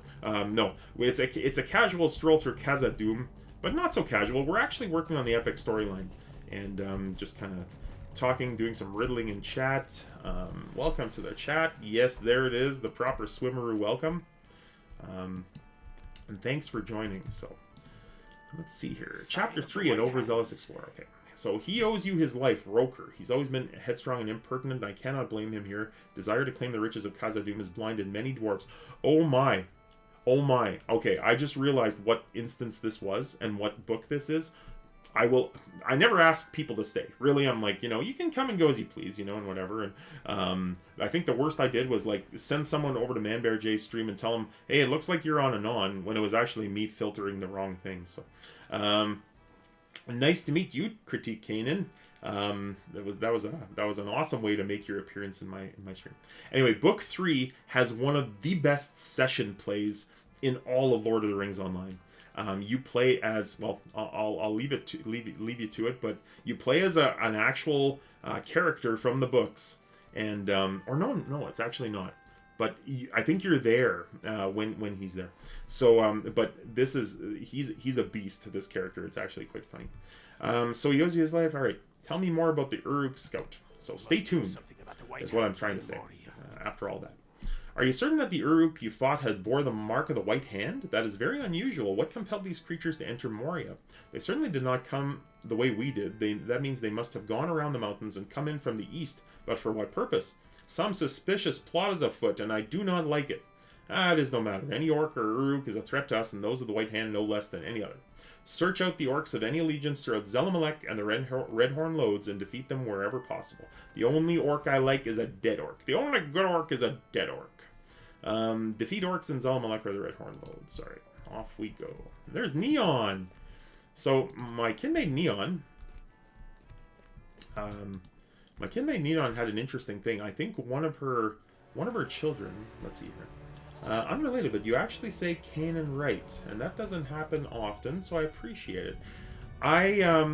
For those, now I hope I said it right again, because you know I'm trying, but every once in a while I slip. I have a friend on here on Twitch, and he's a follower of the channel, and in Lotro, in Lord of the Rings Online, C is always pronounced as K. It's never pronounced like Key. Like Celeborn is not Celeborn. He's always Celeborn. So. The time has come So we're to going drive to forth the go orcs from our down kingdom. to Edokazar Mecham. But I think what I'm going to do is I'm going to just take a swift horse to the Shadowed Refuge. I'm going to get there by a roundabout way, so. But I do take pride in trying to pronounce names correctly. And I will tell you one reason why. One is just I've always been an English major, and I've always enjoyed writing and reading, and I was a sucker for that pronunciation. I was that guy where if someone mispronounced something, I would always try to correct them if I knew the right answer, you know. So was I popular? Well, yeah, I was for other reasons, but you know, that part probably annoyed some folks. So let's see here. What am I getting here? I am getting okay. Okay. I see. Okay, this is interesting, Manbear J. This message that I got, I just messaged another of my friends. But anyway, so yes, I do try to pronounce things correctly, especially in Tolkien world. Some of the words are very difficult. I don't even know why I'm riding out here. I need to take that swift horse. Some of the words are difficult. But I really try to put some effort into getting them done correctly, because I have a last name that people mispronounce all the time. It's kind of a common name. It's a French last name. I got it from my grandfather, I guess, through a marriage, because we're not traditionally French speakers. We just live in an area with a lot of French-speaking people. So, and my son is in French immersion. So we share this last name, and people always pronounce it. They always add a letter. So, you know, instead of saying one thing, we always get the other version. If I had a nickel for every time someone mispronounced my last name, I'd be a wealthy man, and you know, I probably wouldn't have to work anymore. But so I do try to pronounce names as well as I can, and if I don't, I try not to butcher them, I guess is me too. Yes. Yes indeed, son. So let's see here. Redhorn Lodes orcs. I mean, we're here. I can actually just kill some orcs right here and get that done with. I feel like there's another part to this, though. I feel like once we fair enough. Latin is the same way. C is a K sound. I'm probably sure that's where Tolkien may have gotten that. A lot of people give him credit. He did develop the Elven language, and basically, a lot of people say that he wrote the books originally out of a desire to create lore in a different language, and he was a lover of languages. And I don't know if you've seen the biopic. I can't remember who played him. I want to say the fellow was Benedict Cumberbatch, but I don't think he was Tolkien. But anyway, I saw the biopic, and I felt like it kind of did general justice. Concentrate a lot about his experiences with war, but he. I feel a little conflicted because I've read a lot about Tolkien, and I know he disliked the suggestion that everything that he wrote was an allegory.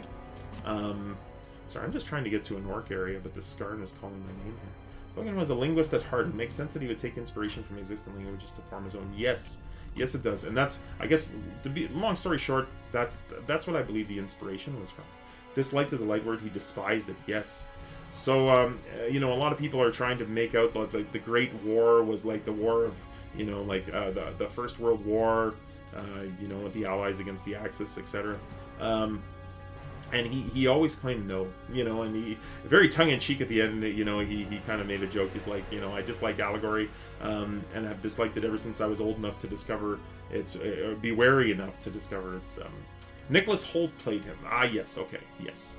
I'm thinking, oh no, Benedict Cumberbatch played. He played someone in a different story just a couple years ago, and I think I was getting that confused. But anyway, so yes, that's I think that's long story short. That's probably and that may be too late, but the origin of the Elvish language. So what a great inspiration, though. You just want to imagine that you're just kind of moping around, and I guess moping around. He was a professor, of course, and so he's just working and he's doing this in his spare time. The movie is on Disney Plus. Love to see Cumberbatch as Tolkien. Man does great in every role I've seen him in. Yes, indeed.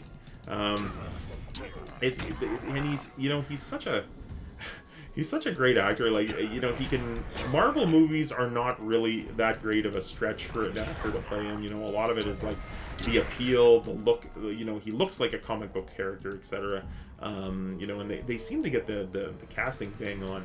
But he is so tongue in cheek and so good as Doctor Strange. We just saw him in the Spider-Man movie, Swimmeroo and I, and we had fun. Watching him in that, he had some good lines. So that movie was, I enjoyed it, but I was a little conflicted. I just didn't know if they got it right. I don't know if he would have been happy with it. So, he was kind of he was a very modest man, and proud and modest. So I don't know. He probably would have appreciated regardless, but I really hope that they got it. They got it right. I just had kind of an odd feeling. So. Okay, so we're gonna Mithril coin. We're gonna cheat here, going back to Broger because it's a long way back to the 21st Hall from here, and I'm just gonna cheat and use a coin. Okay, there's situational awareness. I see that. All right, Broger. You've done well. Broger says, "Thank you again for your service. I don't like that there are so many orcs in Moria, but I'm particularly troubled by the presence of those of the White Hand. Either they followed us somehow, or they were here first. Neither of these possibilities bodes well for his folk." And there's Wensley again. All right, I guess a lot of us are doing this quest. So, Orc Hunter's Ring. No, thank you. I'll take his axe. All right. You should help my dwarves unearth the buried Chamber of Records. All right, talk to war. Talk to war. What just happened? Yes, Critique Kynan has subscribed. Thank you very much, Critique. That's amazing. That's four. This is so. I will tell you this. This is my first night as an affiliate. It's completely new. I figured Manbear Jake kind of went on this crusade, and he got me a few followers last night from his stream, and then I had a couple of friends, and so I'm just floored. So thank you very much. It's amazing. This whole thing is just kind of cool. This just came from a guy who likes to talk Lord of the Rings online, who has a lot of experience to share, and who, was just looking for something to do.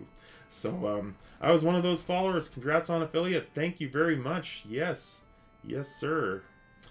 Okay, so let's see here. Chapter 3, Inside the Chamber of Maserable. The White Hand will have to wait, because War sent me word that he wants your help. You remember War, don't you?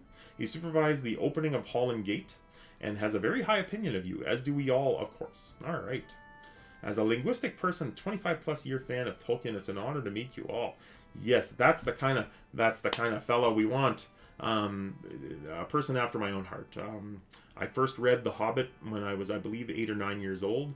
And I struggled with The Lord of the Rings until I was about 13 or 14, I think. And then I managed to get through the Fellowship. Fellowship is a very slow-starting book.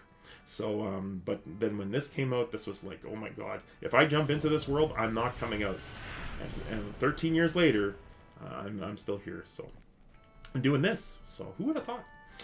Anyway, his team of workers here, Broger, his team of workers have been excavating the Chamber of Maserable, the Chamber of Records, located just north of the 21st Hall and on the right. Walk there and speak with War about the task he has for you. We will discuss the White Hand problem on your return. Okay, so off we go. Chapter 3, Inside the Chamber of Maserable. And I'd just like to say thank you all. Thank you all for following. Thank you all for watching. I really hope you're enjoying the stream. We're having a fun Thursday night. It's not even Friday yet, and we're having fun. So, all right. Fellowship was slow, but once it hit the Barrow Downs, it kind of took off. Yes, I agree. Although here's the thing. So here's something. When I read the book, it was always the beginning of Fellowship that really bogged me down. I was right there with you. And then I met a fellow Tolkien kind of first reader, lover, and he had mentioned that he said, so what's your favorite book? I said, I really like The Return of the King. There's just so many things happening. I love the appendices.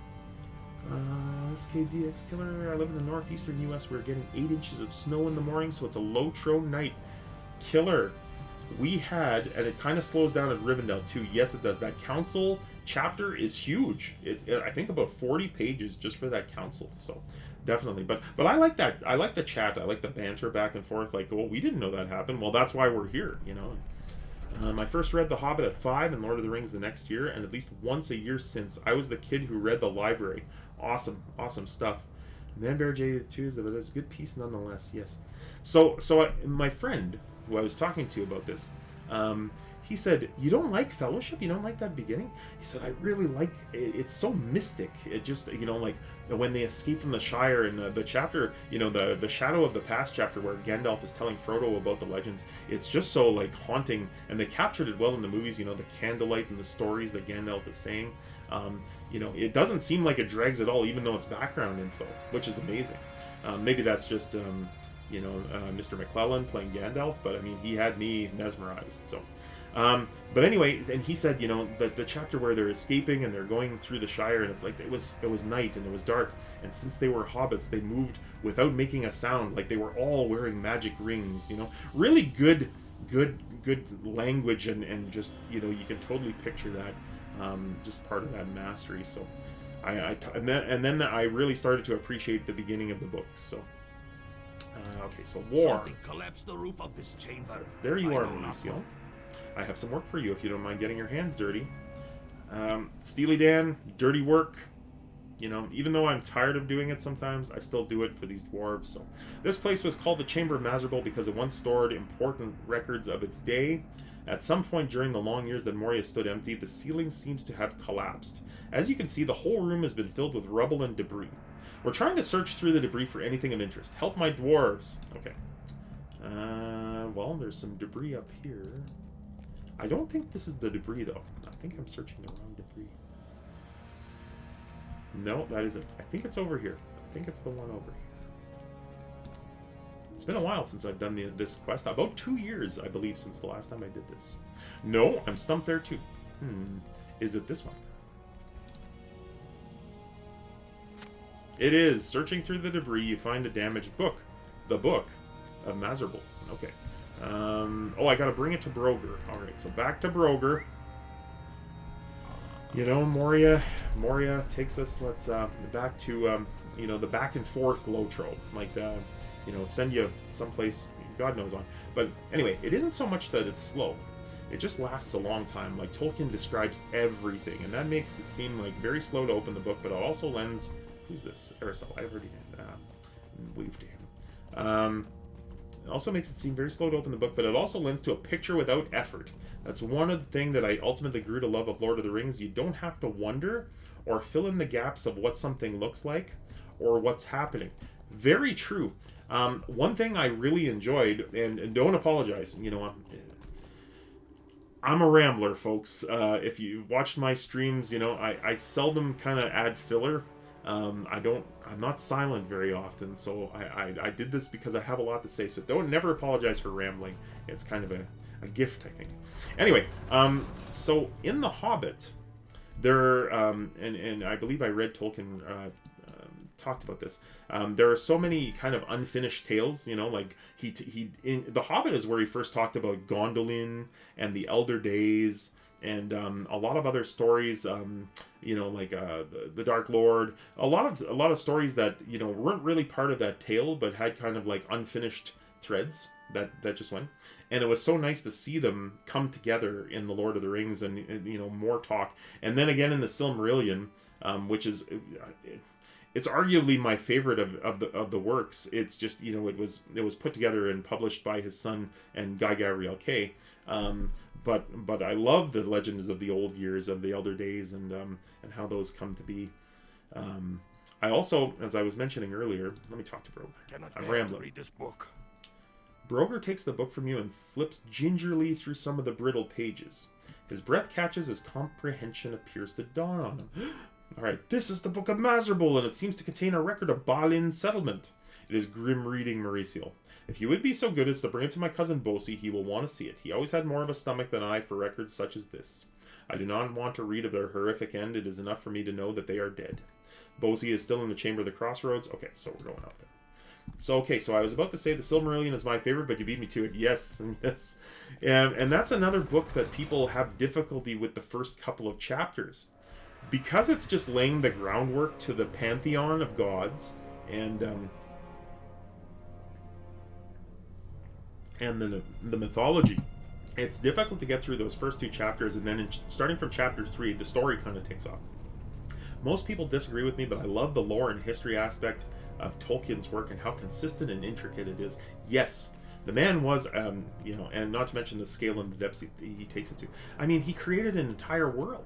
An entire world, a pantheon of gods, and basically what he had was his own knowledge of language, and as a linguist, and also, we're gonna go to the, I don't know why I'm not must fight for dwarves. But also, he had his own values, and that's another important thing. Is like, I read the preface, and he says, I don't know if anyone will find this interesting, because for a lot of these emotions and like reactions, the only person I had to really gauge was myself. So what a fantastic set of values that man had, and in passing them on and using that as a basis for his world. I think that's why I really feel like it's so wholesome, because he just seems like a very wholesome person. He's been to war, he's been back, he's had his mark. He was a professor. He loved to teach. He loved to research. And he was a writer. So what a great life he had. So, all right, so Bosi. Let's see here. What have you brought me, my friend? Bosi leafs through the book, and a look of deep sadness settles upon his features as he comes to understand what the brittle pages are saying. This is a record of Balin's expedition and tells of their unhappy end. At least we now know what befell our kin in Moria. Black pit indeed, or so it seems in my grief. I will read it from the beginning, but in the meantime I would have your help with another matter, so I may devote my attention to this. Sorry, I think I get sent down. Talk to Swaina.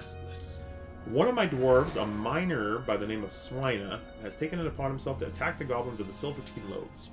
He has the strength of limb to match his headstrong nature, but there are too many goblins in a place for him to conquer alone. Wait, do not leave for Gamil Falik yet, for that is not where my dwarf friend is gone. Swaina believes the goblins have a home in the waterworks, and I've heard him vow to follow the mining tracks that run through the Silverteen Lodes down to the flooded deeps themselves. Look for the southernmost tracks on your map.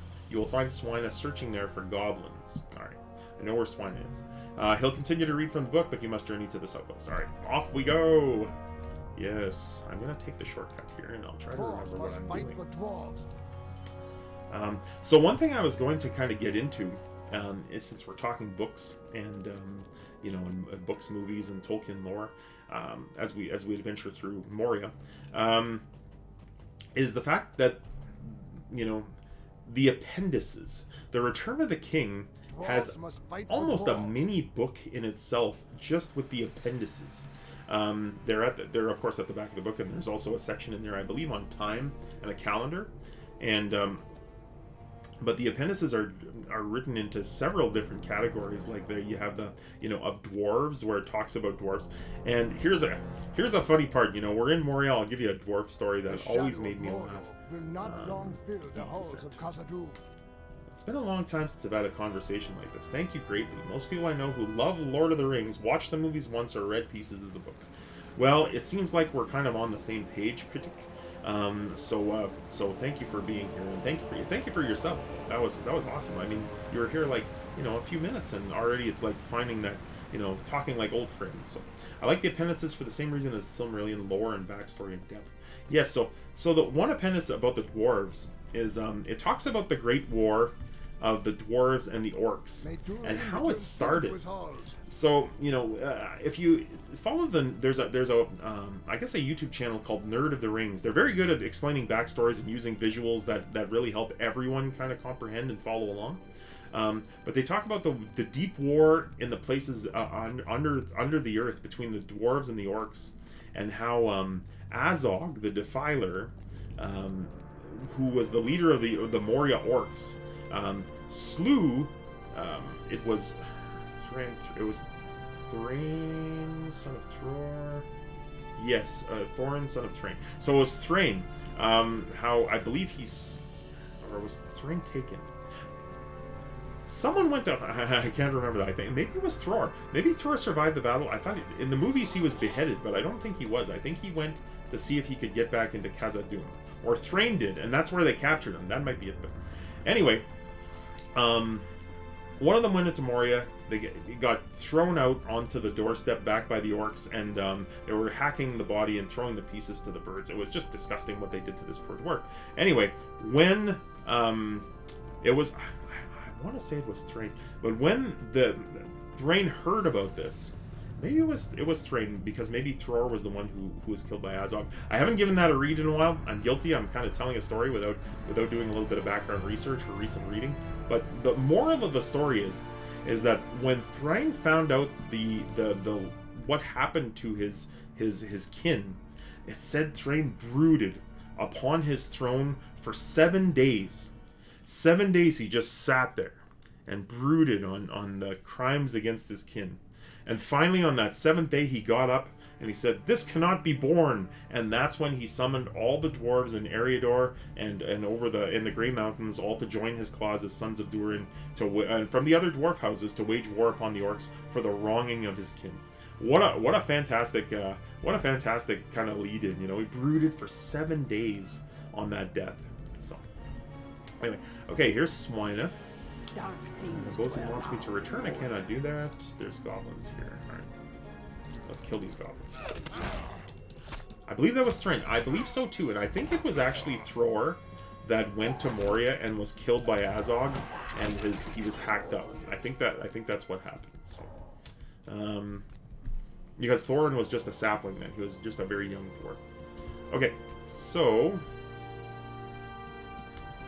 hope you're enjoying this conversation, by the way, viewers. And for those listening, we're talking Lotro, we're talking Moria, and we're talking Lord of the Rings, Fellowship of the Ring, Two Towers, Return of the King, The Hobbit, book and movies, and the Silmarillion. So we're covering a lot of ground tonight.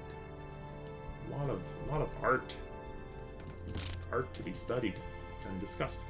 So, let's see here. So I got those, so let's talk to Bosi. I'm going to take this mithril coin again because it's just too far to walk. And back we go. Alright.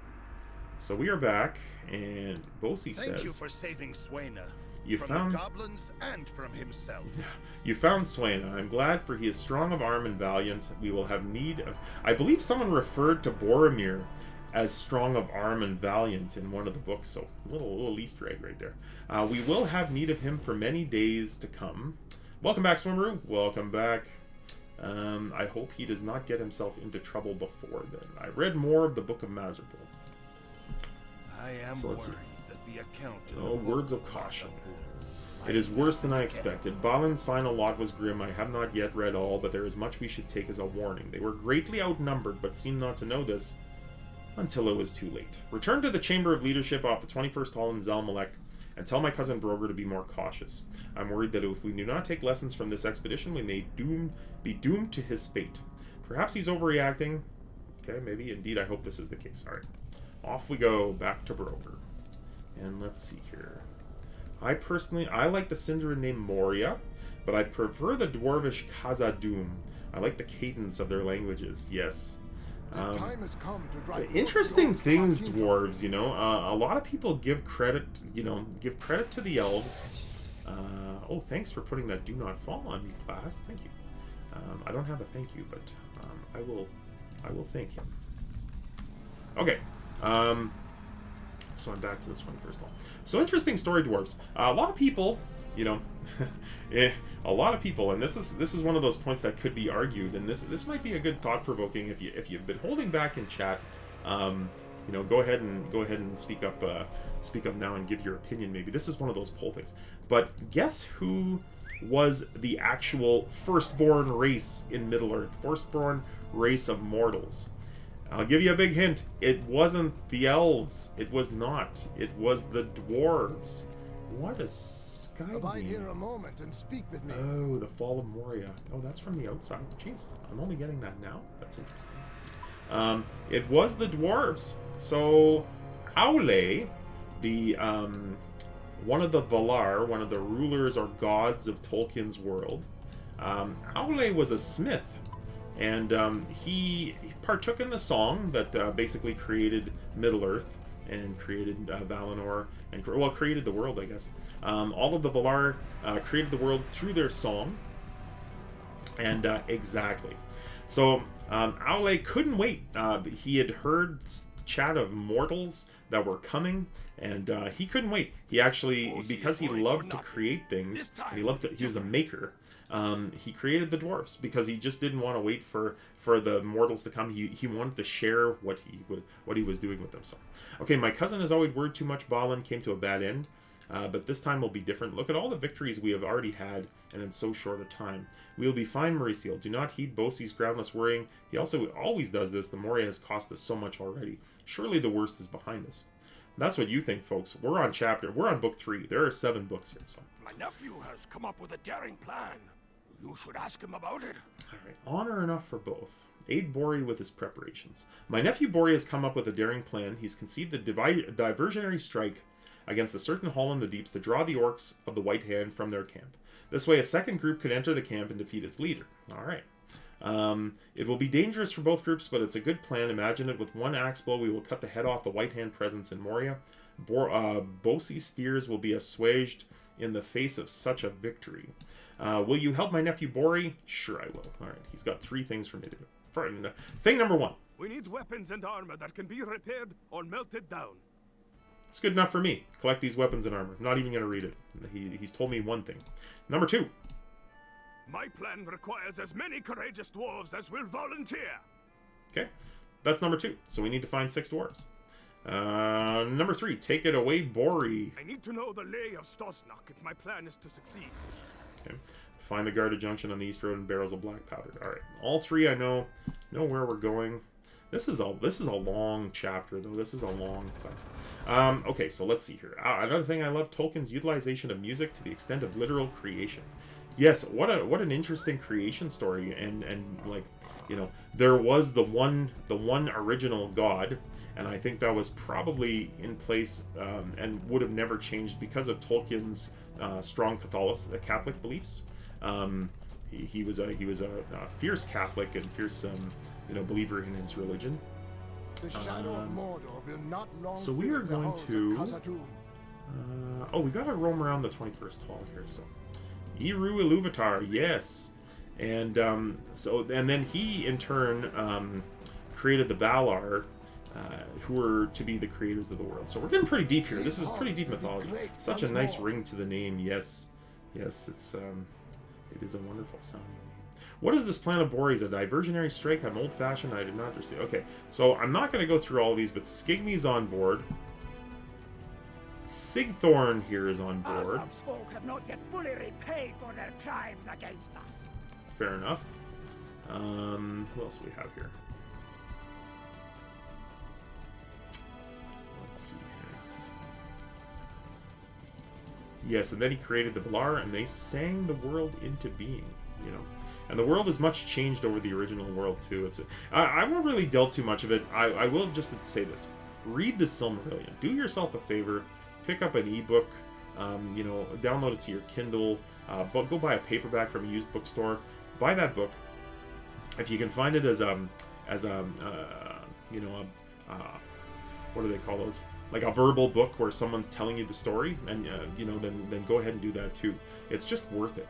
I'm going to show you something in a second, actually, The from my time has kind come of to collection. drive forth the orcs So, from our kingdom. Dwarves of the Greatest Courage. Okay, so we've got another one. And 3 more. Here's Sebi. Sebi's on board. Dwarves must fight for dwarves. Dwarves must fight for dwarves. Alright, they're all in. Who's this fellow here? Oh, he's way out here. Stealing. Azog's folk have not yet fully repaid for their crimes against us. Yes, thanks, Stealing. Alright, you're on board, and we have one more dwarf to convince. I think he's the one that's by the class trainers. And as I do that, I'm going to show you one of my prized possessions here. I was able to find it back in the day. You remember the day of CDs, when everybody was buying CDs before the age of digital music and whatnot. You know, everybody had CDs. Well, I had a couple of ebooks that were, sorry, reader books that were from CDs, and one who, no apologies for, I'm the perfect age where no one older than me cares for fantasy, but all these people younger than me don't read, but they've seen the wonderment of Game of Thrones. Yes, indeed. So this here, this is a Christmas gift, actually. This here I was able to find a few years ago, and this is actually, I'm trying to hold it up here. This is actually a selection of CDs of the Silmarillion. The entire book on, looks like about 13 CDs here. So I was able to score that, and it was narrated by Martin Shaw, so from Birmingham. So I was lucky enough to score that. I can't even remember where I got it, but let's see. I still buy CDs, Elprog. So it's rare when I find someone anything to say on token level that isn't basic. Well, thank you very much, and yeah, I don't mind geeking out. I truly don't. You know, so it's also nice to find a fellow Tolkien fanatic. So. All right, so Willie. I will help Mori with his errand. Great honor will be ours. Okay, Willie's on board. So we have 6 dwarves. Now we have to get some armor, and I think the place to do it is going to be the Redhorn Lodes. So, let's see here. Where are we? We're going into the 3rd hour of the stream. I'm not going to go for too much longer tonight, folks. I think I might call it after this book. I think I'll finish this book, and then we'll probably call the stream after this one, because this book is quite. Let's see here. Great Hall of Druid. I don't have the goat. It's not available anymore. Dwarves So must that's, fight for dwarves. That is such a long ride, though, that Anakazar Mecham. Let's go to... Oh, where shall we go? I don't even know where that is. Let's go to the Hall of Flowing Water, and we'll just kind of zoom down from there. I think I can find my way. Anyway, my mod... are you still lurking, Rose Garden? I'm going to try to draw her out. Sometimes that Rose Garden, she just gets pretty busy with background stuff, and she lurks. So, anyway, my mod, the Rose Garden, she's been helping me since basically the start of the stream. She's been my source of information, And if I have any questions, she really helps out. So she's my young cousin. She's only in her early 20s, but in some ways wise beyond her years. So, and I'm thankful to have her. There she is. She must have heard the compliments. I bet you your ears are turning red. So what I was going to say, Rose Garden, is for those of you who are with us and who are enjoying the stream, thank you very much for being with us tonight. And go ahead and hit that follow button if you enjoy what you're saying and you haven't already. For those who maybe enjoy the stream and they want to, I guess, maybe listen to some of the older streams. Twitch only lets me keep the ones from the last couple of weeks, but I do have a YouTube channel. So that's what Mama Rose always used to say. Yes. So Mama Rose was my aunt, and also my godmother. So yes, Mama Rose. So if you do want to check those out, Rose Garden, maybe you can link that the YouTube channel, so you can go and check out previous streams. You can also follow me at SteelyDad2021. My Twitter's pretty lonely. I haven't really put a whole lot of work into Twitter, I'll be honest with you. And another thing that I was kind of talking about is I think now that we were talking about it last night, but now that we've hit that affiliate status, there we go, YouTube channel, yes. I've got to be down here anyway. I'll burgle my way down. Okay. So I was thinking maybe it would be time for a Discord channel. Also, I wish to say to my friend Manbear J. Now, I don't even know if Jay's still up. I don't know if he's still with us, but if he is, that Lotro Lord of the Rings Online Discord showing and viewing, if I'm available, I would love to join. So just putting that out there. I never pass up a chance to watch the films if I can. I don't even know where I'm going here. I'm just gonna fall. Alright. So alrighty, Steely, I'll be lurking while I stream. Oh, you're streaming yourself? Oh my goodness. Alright. Well, thanks for coming over, and thanks for doing that.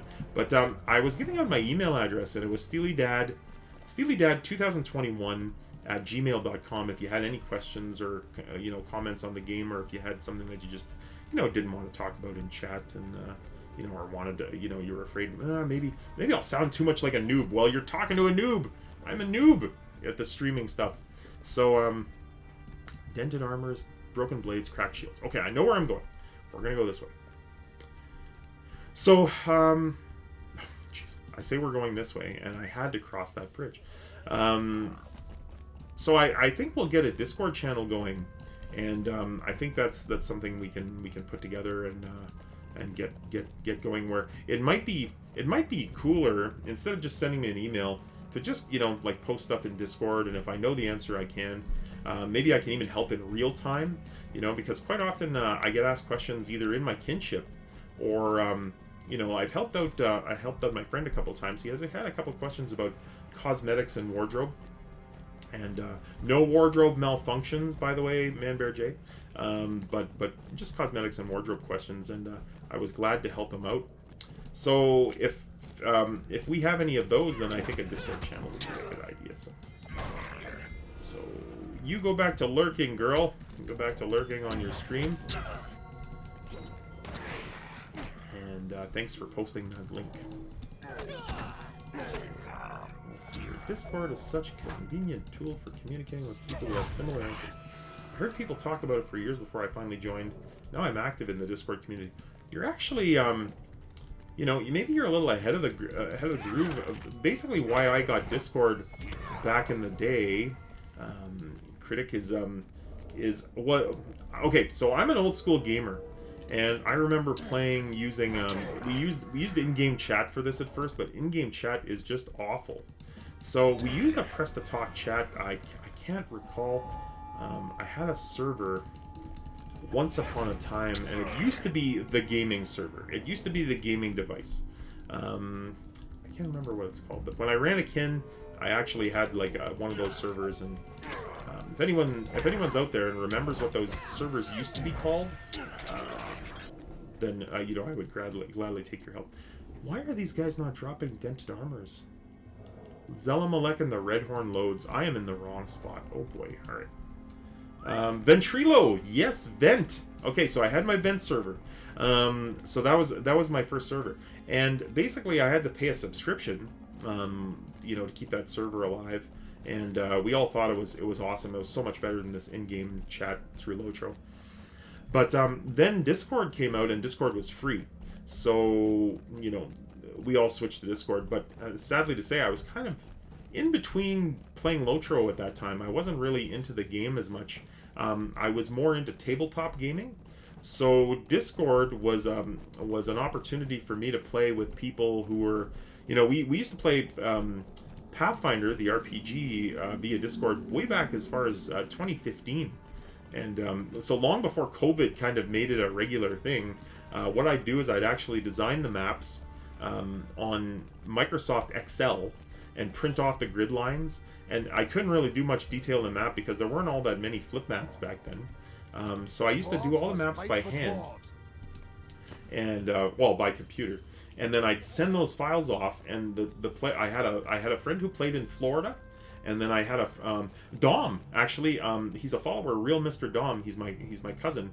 I was living 5.5 hours drive away from him, so he was able to play with us through Discord. So that's why I signed up Discord. And it was just a matter of, everybody jump in the channel and talk. I never realized the same thing about, having channels and all these people kind of using it as an outlet for information. So what a great thing we've got. And now it's just commonplace. Everybody has Discord, and it's still free. I mean, I'm using it for free. I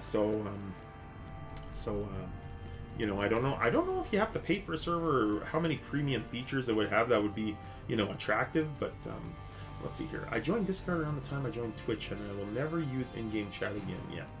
Discord is convenient in so many ways. Oh, speaking of tabletop, something you said earlier, yes, Bjornings are in the core book for the One Ring RPG. All right. Yeah, it's kind of funny. I play Lord of the Rings, the card game, like the deck building game. I have a couple of expansions for that too. You can either play it solo or you can play it in pairs. I haven't played any other Lord of the Rings. You can buy features for Discord, but they're all just bonus stuff that really are like vanity plates for vehicles. They're cool, but not necessary. All right, trivia question. I did mention it in an early stream, and if you don't have this, I mean, then that's fine. Can anyone guess what my vanity plate is? I know Swimmeroo would know. He knows what it is. I'll give you a hint. It's a character from Tolkien lore, and it's his first name. I'll give you another hint. It's his first name and a last initial. So I'll give you that. That's what I'll give you. So it's a character from Tolkien lore. First name and last initial is my vanity plate on my vehicle. I'm here to kill orcs and chew bubblegum, and I'm all out of bubblegum. That's right, folks. Oh, hell yes! A poor old man bear J expression there. So. Let's see here. So, down we go. So, no answers yet on the license plate. No answers yet. Alright, I'll narrow down the options. So, rest in peace, Roddy Piper. Oh boy, the hot rod. Yes, indeed. What a character he was, I can't answer that as I don't know whereabouts you're located. Some places have 4-letter plate maximum, and others much higher. Where I live, it's 7. So, yes, here it would be. I believe it's 8 is the maximum. Or you can have 7 and you can have 7 with a space in it, which is what I have. So there you go. It's 7 letters. But there is a space in between the first name and the last initial of the character. So let's go from there.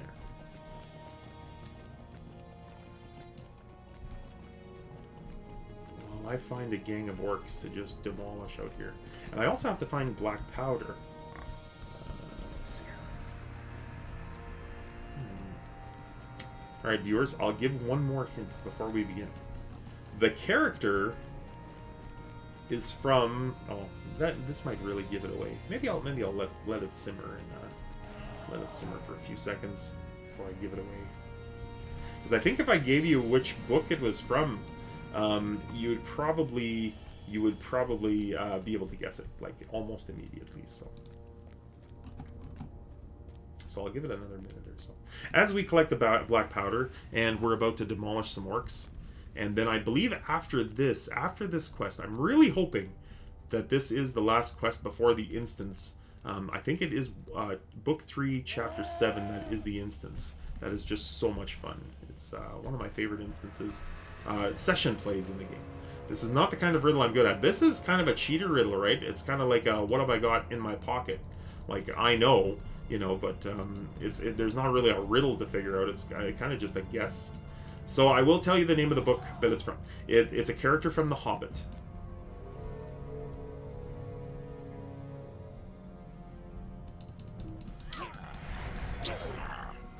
So that's a clue. You're probably... Oh, there's Finrail. I don't really want to take Finrail's mob, so I'm going to run. Finrail's a kin member of mine. Maybe I'll just sneak a couple of heroes.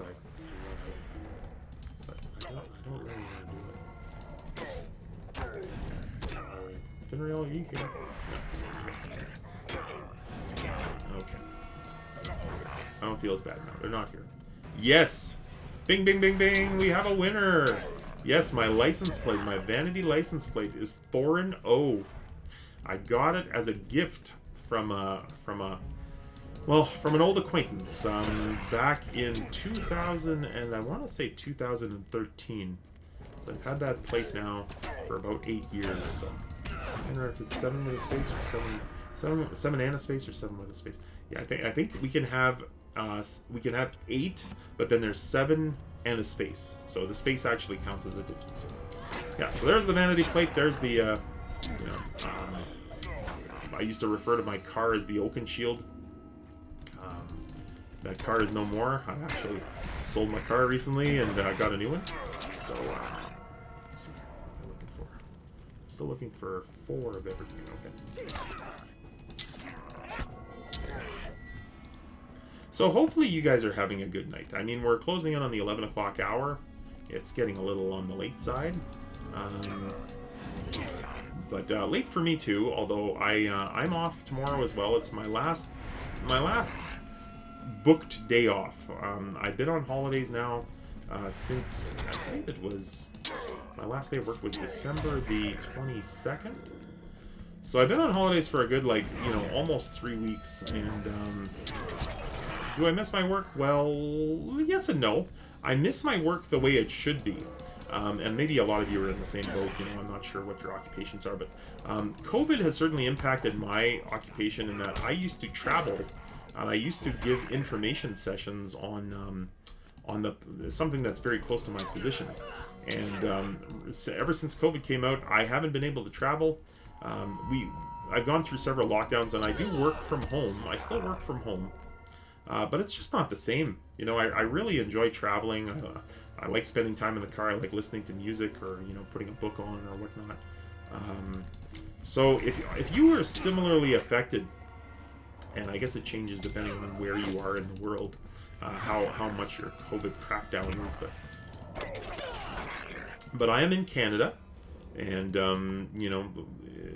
my province has just basically shut down again. Not completely, but we can't dine out anymore. Ever since COVID came out, it sounds like a movie, and I'd like to refund my tickets. Yes. Interesting story about that, actually. So, Swimmeroo and I, Swimmeroo being my son, my beloved son, he is my Feanor, although he's not nearly the same temperament, but he is as creative. Anyway, so my son and I went to go watch Spider-Man No Way Home, the new Spider-Man movie.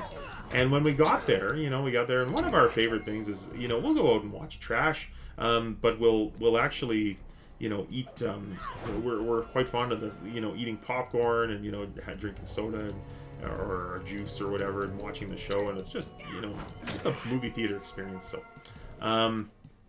we were informed when we got there. Oh, more black powder. I need more black powder. We were informed when we got there that we were not allowed to take food and drink into the movie theater with us, into the auditorium. They just kind of got happened like the day before we went to go and watch the movie. Now, I don't know about you folks. I like my popcorn and I like my soda, and I like my time at the movie theater to be very, very kind of traditional. And that was weird. Sitting through a 2.5, that was a long movie too. 2.5 hour film, that movie. And it's a fantastic movie, by the way. If you're a Marvel fan or if you're not, it's a little slow in parts, and but it was a great movie, but boy did we ever miss the treats. It was just not the same. And I was so darn thirsty by the time it was over. Because no water, yeah, exactly. I don't even enjoy popcorn. So it was like we already bought our tickets, like I bought them from the house before we even went to the theater. I'm going to throw a coin back here, just by the way. But we have one more quest to finish up. We have to find the guarded junction on the Eastern Road. There's a icy. So we walked out of there, and it was like, well, that was a really fun movie to watch. But what a crappy experience because of the no popcorn. And another thing is they scammed us, Swimmeroo. I forgot about that. So when we were going, just warning, I'm talking about you on my stream, all good things. Well, I should hope so, madam. I should hope so. I don't, I don't know. I don't know if I have any bad things that you should be talking about. No, I mean, every one of us has our little faults, but yeah, glad to hear it. Thank you, Rose Garden. Thanks for the mention. I'd love to hear sound reasoning for that rule. I'd be livid. So when we went in, they first of all prevented us. They said no popcorn allowed, no drinks allowed, no snacks allowed, nothing. You can't take your mask off in the theater. We kind of broke that rule. The minute this thing went down, we were away from everybody. We were at least 20 feet away from everybody, and we took our masks off watching the movie. But we asked them, we said, can we buy some popcorn? Because I knew we were going to be watching The Hobbit the next day. This was Christmas Day, by the way. We went to the movies on Christmas night. And so, the guy's like, oh yeah, sure, we can sell you popcorn. The concessions all still had popcorn and all the stuff, but they're like, we can only sell it to you as you're leaving. Well, I'll admit, one of the things I actually really do like to do. Okay, now I have to take a goat here back to the 21st Hall, but the slow goat, because I'm finding the guarded junction on the Eastern Road. One of the things I like to do is I actually do like to go to the movie theater, pick up a bag of popcorn, and just, I have a newer TV. I guess it's something like 55 inches, wall mounted, very small home theater, and just sit there with my, my son and Basila and watch movies, and eat movie theater popcorn, and, it's like you're actually there. So, it wasn't unusual. It wasn't an unusual request for me to say, can I pick up some popcorn? The guy's like, oh yeah, sure, we'll be open. We're staying open extra long, for people who want that stuff. Well, we walked out of the theater, and we were not the last people in the theater. There were a couple of movies that were still going on, and no one to be found. Not a worker. The concessions were closed. The lights were off. The cashiers had the little cover thrown over them. It's like, man, it's bad enough we can't watch these movies and eat popcorn. Now, maybe I'm speaking like first world problems here. Oh my God, you can't have popcorn. But I mean, it is part of the experience. I honestly believe that going to the cinema without a drink or or popcorn or something to munch on or whatever. Some people get nachos and some people get pizza, but it's part of the experience. It's like going to a baseball game and not having a hot dog, or kind of an old Americana notion sort of thing. So it's just part of the experience, and I really felt ripped off. We did get that's a really emo little icon, Swimmeroo. That's kind of sad. Yeah. It's kind of like Harry Potter and the Harry Potter 4, the Goblet of Fire, with that hair, where they all grow that hair, that horrendous hair. So again, if you're kind of new to the stream, thanks for watching. One of the things we do is I do drop a lot of pop culture references, and I like the Ghostbusters franchise. I like I like the Harry Potter franchise. I like the movies. I like the books. I've read them all, and but No, just not on those kids. You know, it's odd. I realized it was kind of a global trend at the time where everybody was growing their hair long, and that's fine. I have nothing against longer hair. That's, you know, no worries at all. But it's just these kids all of a sudden for the first 3 episodes were coming along nicely. They were kind of like they were described in the book. Harry's hair is a little more tame than it's described in the book. But well, I hope I didn't just drive right. I think I did. I think I drove right past the opening. But book 4, or you know, the Goblet of Fire, all of a sudden they just look like mops. You know, like there was just the I guess they captured the trends. The actors were, you know, told. So I guess if you're looking, if you were at the time, it would be like, wow, this movie's really keeping in touch with modern trends. You know, they got all the kids have the long hair. But looking back on it now, if you could pick one movie where the kids just do not look like themselves, the Harry Potter group don't look like themselves, it would be Goblet of Fire for me. And the movie and the book is so darn good. You know, like the plot and how they captured the incidents and the contests, you know, for that tournament of Triwizard Tournament. It was so good that you can overlook it. Okay, but you know what? I think I did it again. I did it. I missed it again. Oh my god! All right, I'm gonna get it this time. So the other issue that I have with the Harry Potter movies is I find Harry Potter 5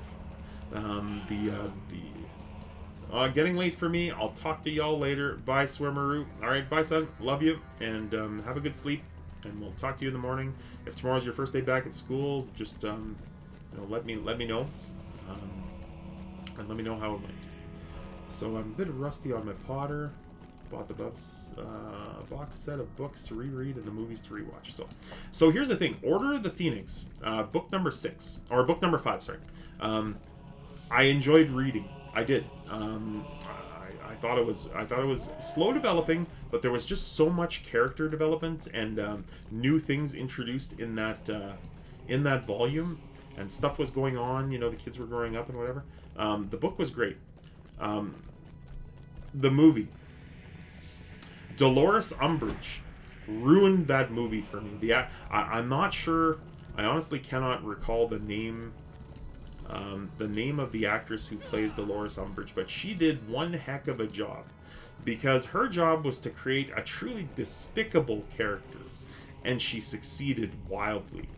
I cannot stand to watch Harry Potter 5.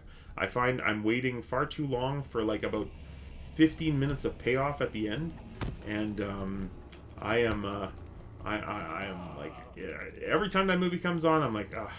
I'll find something else to do for the first 2 hours of the show, and then I'll watch the last 20 minutes, you know.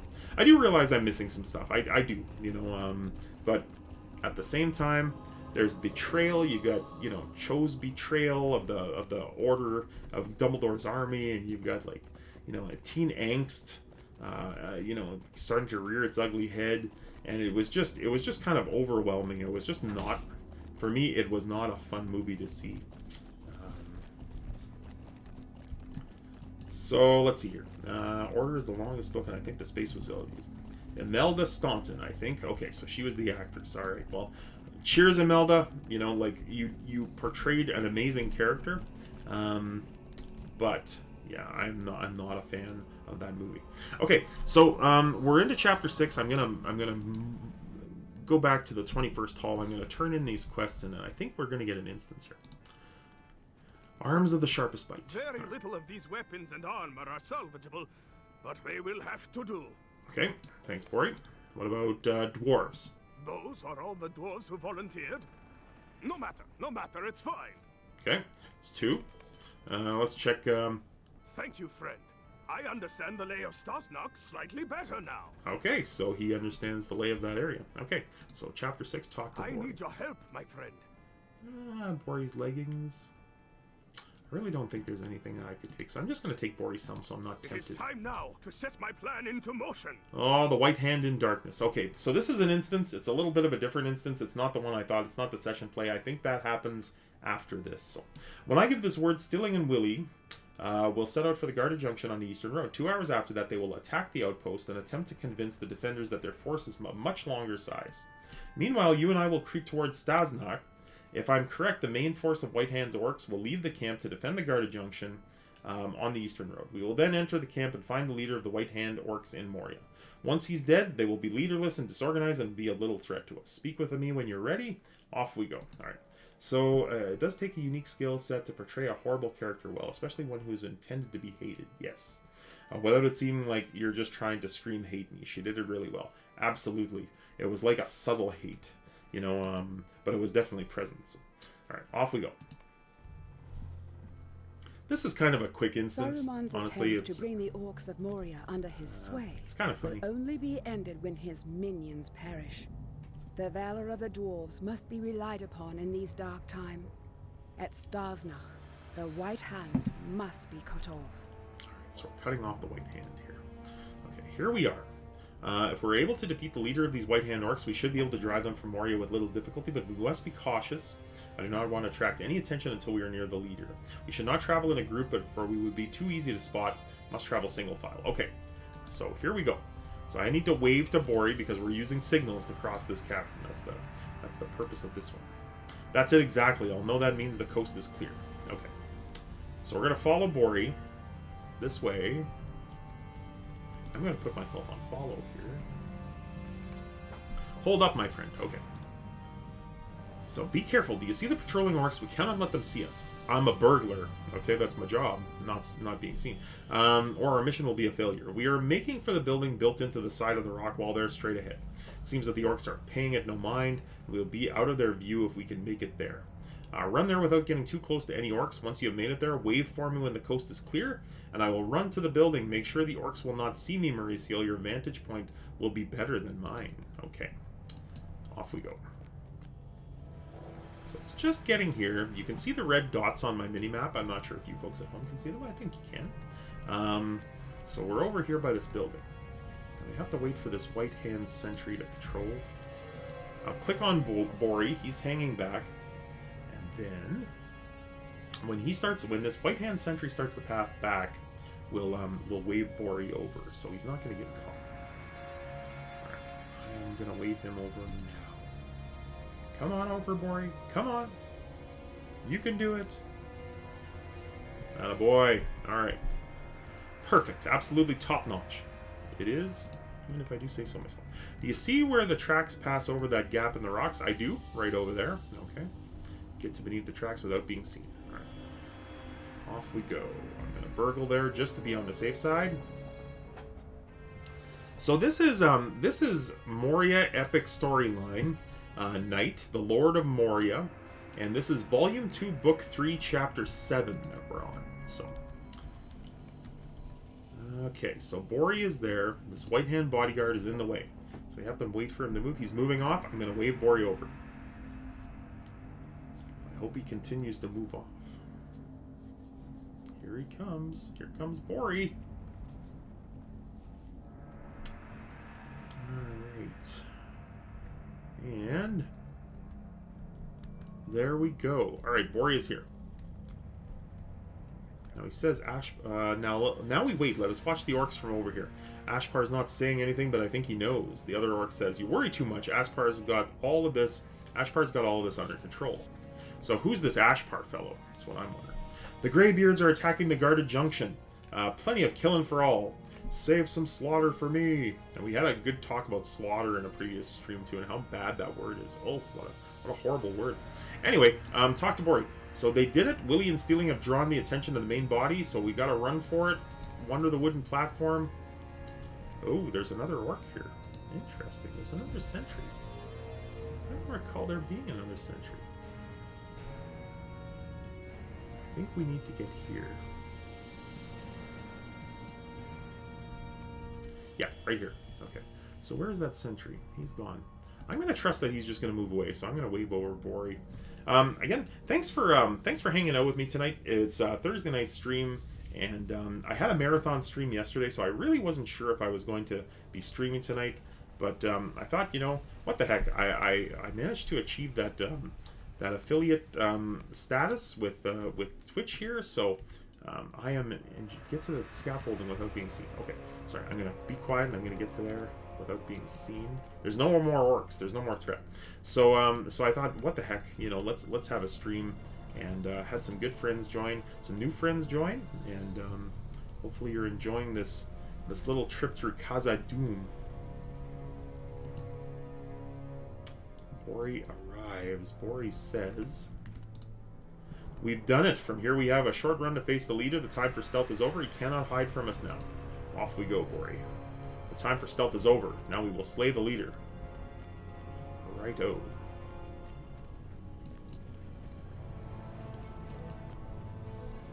Off we go.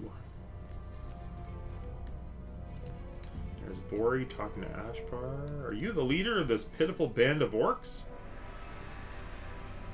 Who wants to know? That kind of an interesting comeback there. I am Bori, son of Bosi, son of Bifur. Son of Bifur, the renowned. Huh. Bifur, of course, was the dwarf in The Hobbit who had the axe in his head. We've come to cast your orcs from Moria forever, that the dwarves may live here once again. Bifur's offspring here, grandson. That's interesting. I'm glad I found you. I just randomly searched the game on Twitch and you were first on the list. Good stuff. Good stuff. There's some good Lotro streamers out there. I'm a fan of there's a friend of mine named Kaondoc. He's a Twitch streamer. Plays on the live servers. There's also Cats and Combats, and there's my good friend Manbear J, who is he's with me on Treebeard. So it's kind of we're the two. Thus far, as far as I know, we're the two Treebeard streamers. So it's kind of neat. And, you know, there's no competition. He's a great dude, and kind of formed a bit of a bond together, streaming our characters on Treebeard server. All right, so that's it. We killed Ashpar. Sorry, I was kind of talking through that, but let's see what he has to say. I think this leads us to the end here. Do you think Ashpar spoke the truth? We are victorious, and my heart is brimming with pride. We have left the White Hand leaderless and in disarray, just as I had hoped to do. Furthermore, Stilling and Willie returned unharmed from their dangerous mission. These orcs have underestimated the ingenuity of dwarves. Still, I wonder what Ashpar meant when he spoke of the true power in Moria. Perhaps my uncle can guess. All right. Broger says... You need not worry. Ashpar sought only to frighten us with those words. Okay, so he just thinks Ashpar is just, you know, blowing smoke up out of his orifice. Let's see here. So let's take... I'm not a big fan of these gloves. I'll just take the heavy. Worries as much as his father. Do not worry about Ashpar's dying words. The orc was trying to save himself, but it was too late for words to do the trick. I wish that my own son had lived to accompany Bori on this adventure. There was honor for all, and it would have been done Broin some good to be a part of such a victory. You should bring my cousin Bosi news of his son's valiant successes over the White Hand. Perhaps it will cheer him from his gloom. Or we could just pop a hope token. So we are going to go to Chapter 8. I think this might be it. Gang, for this book. So I know Book 4, Volume 2, Book 4, Chapter 7 has a large instance at the end. So when these instances first came out and these books came out, they were not soloable. Now everything in the game up to Volume 3, I believe, is soloable. The time Maybe has even 4. come to drive forth the orcs from our Chamber of kingdom. Maserable. Not so anymore, though.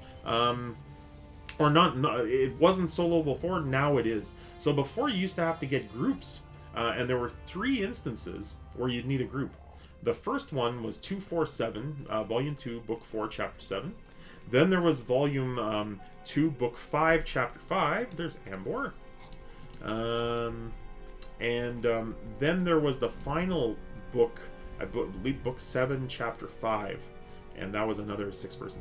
Okay, so let me check this out here. Old Bambino just ran me over. My reading has confirmed my suspicions. So friend. Bosi listens We keenly are as you in tell the great story of his danger. son's victory over Ashpar and the White Hand, but his eyes filled with tears when he hears of the orc's last words. He masters himself before speaking, and his face is stern once again. You thought to bring me joy with this news of my son, and I am sorry that it does not. I know this Mazog of whom you speak, for it is a name that I have heard and recently. The White Hand is not the greatest threat to the dwarves inside Moria, friend. Ashpar was telling my son the truth. We are in grave danger. I will tell you what I have learned from the book. Oh, of this is Maserable. it. This is it too. This is the grim instance indeed. play. It took so long. Maybe I should lead off the next stream with it, but I'm not sure. Oh boy. All right. Let's see. I generally play MMOs solo, so the more content I can do solo, the more I intend. And I think that's why. I think that's why they went solo. The game went free to play, and they made everything soloable from Volume 1, Volume 2, and I think right up to. I don't think you need a group now until maybe Book 4. But the epic storylines, so the main storylines are all soloable. So, but what they did in Book 2, Chapter 4-7 is a big instance. Then Book 2, Chapter 5, Book 5 is actually 3 skirmishes now. It's not just a single instance; it's actually 3, and very, very kind of cool book. I'm looking forward to doing that. So, I finished reading the Book of Maserable. The Dwarves of Balin's expedition came to a terrible end indeed. I will tell you a story of their final days that will cause me pain to speak of it, but I hope that revealing the truth about Balin's company will prevent this dire fate from befalling us as well. Speak to me when you're ready to hear the tale of that company. We cannot get out. So this is session play, but unfortunately I think I'm going to have to cut the stream short because it is getting late, and I don't want to keep my partner Basila awake. She's still up. She's dealing with the COVID, so I think what we'll do is we'll lead off the next stream with this instance, this we cannot get out instance, and it's a great session play. It's basically how champions should be played, or they should be playable. They've got really cool skills, and the horn blows people away. Anyway, you'll see it all next time. So I think this is a good place for us to stop for the night, viewers. Thank you again for joining me. This is the first stream that I've had since I reached the affiliate status, and it's been so fun. Lots of good conversation, a little bit of nerding out in chat. So hope you all enjoyed, and we'll see you in the future. Until our next meeting, go ahead and hit that follow button if you enjoyed it and you haven't already. But we'll see you again most likely tomorrow. Cheers and good night.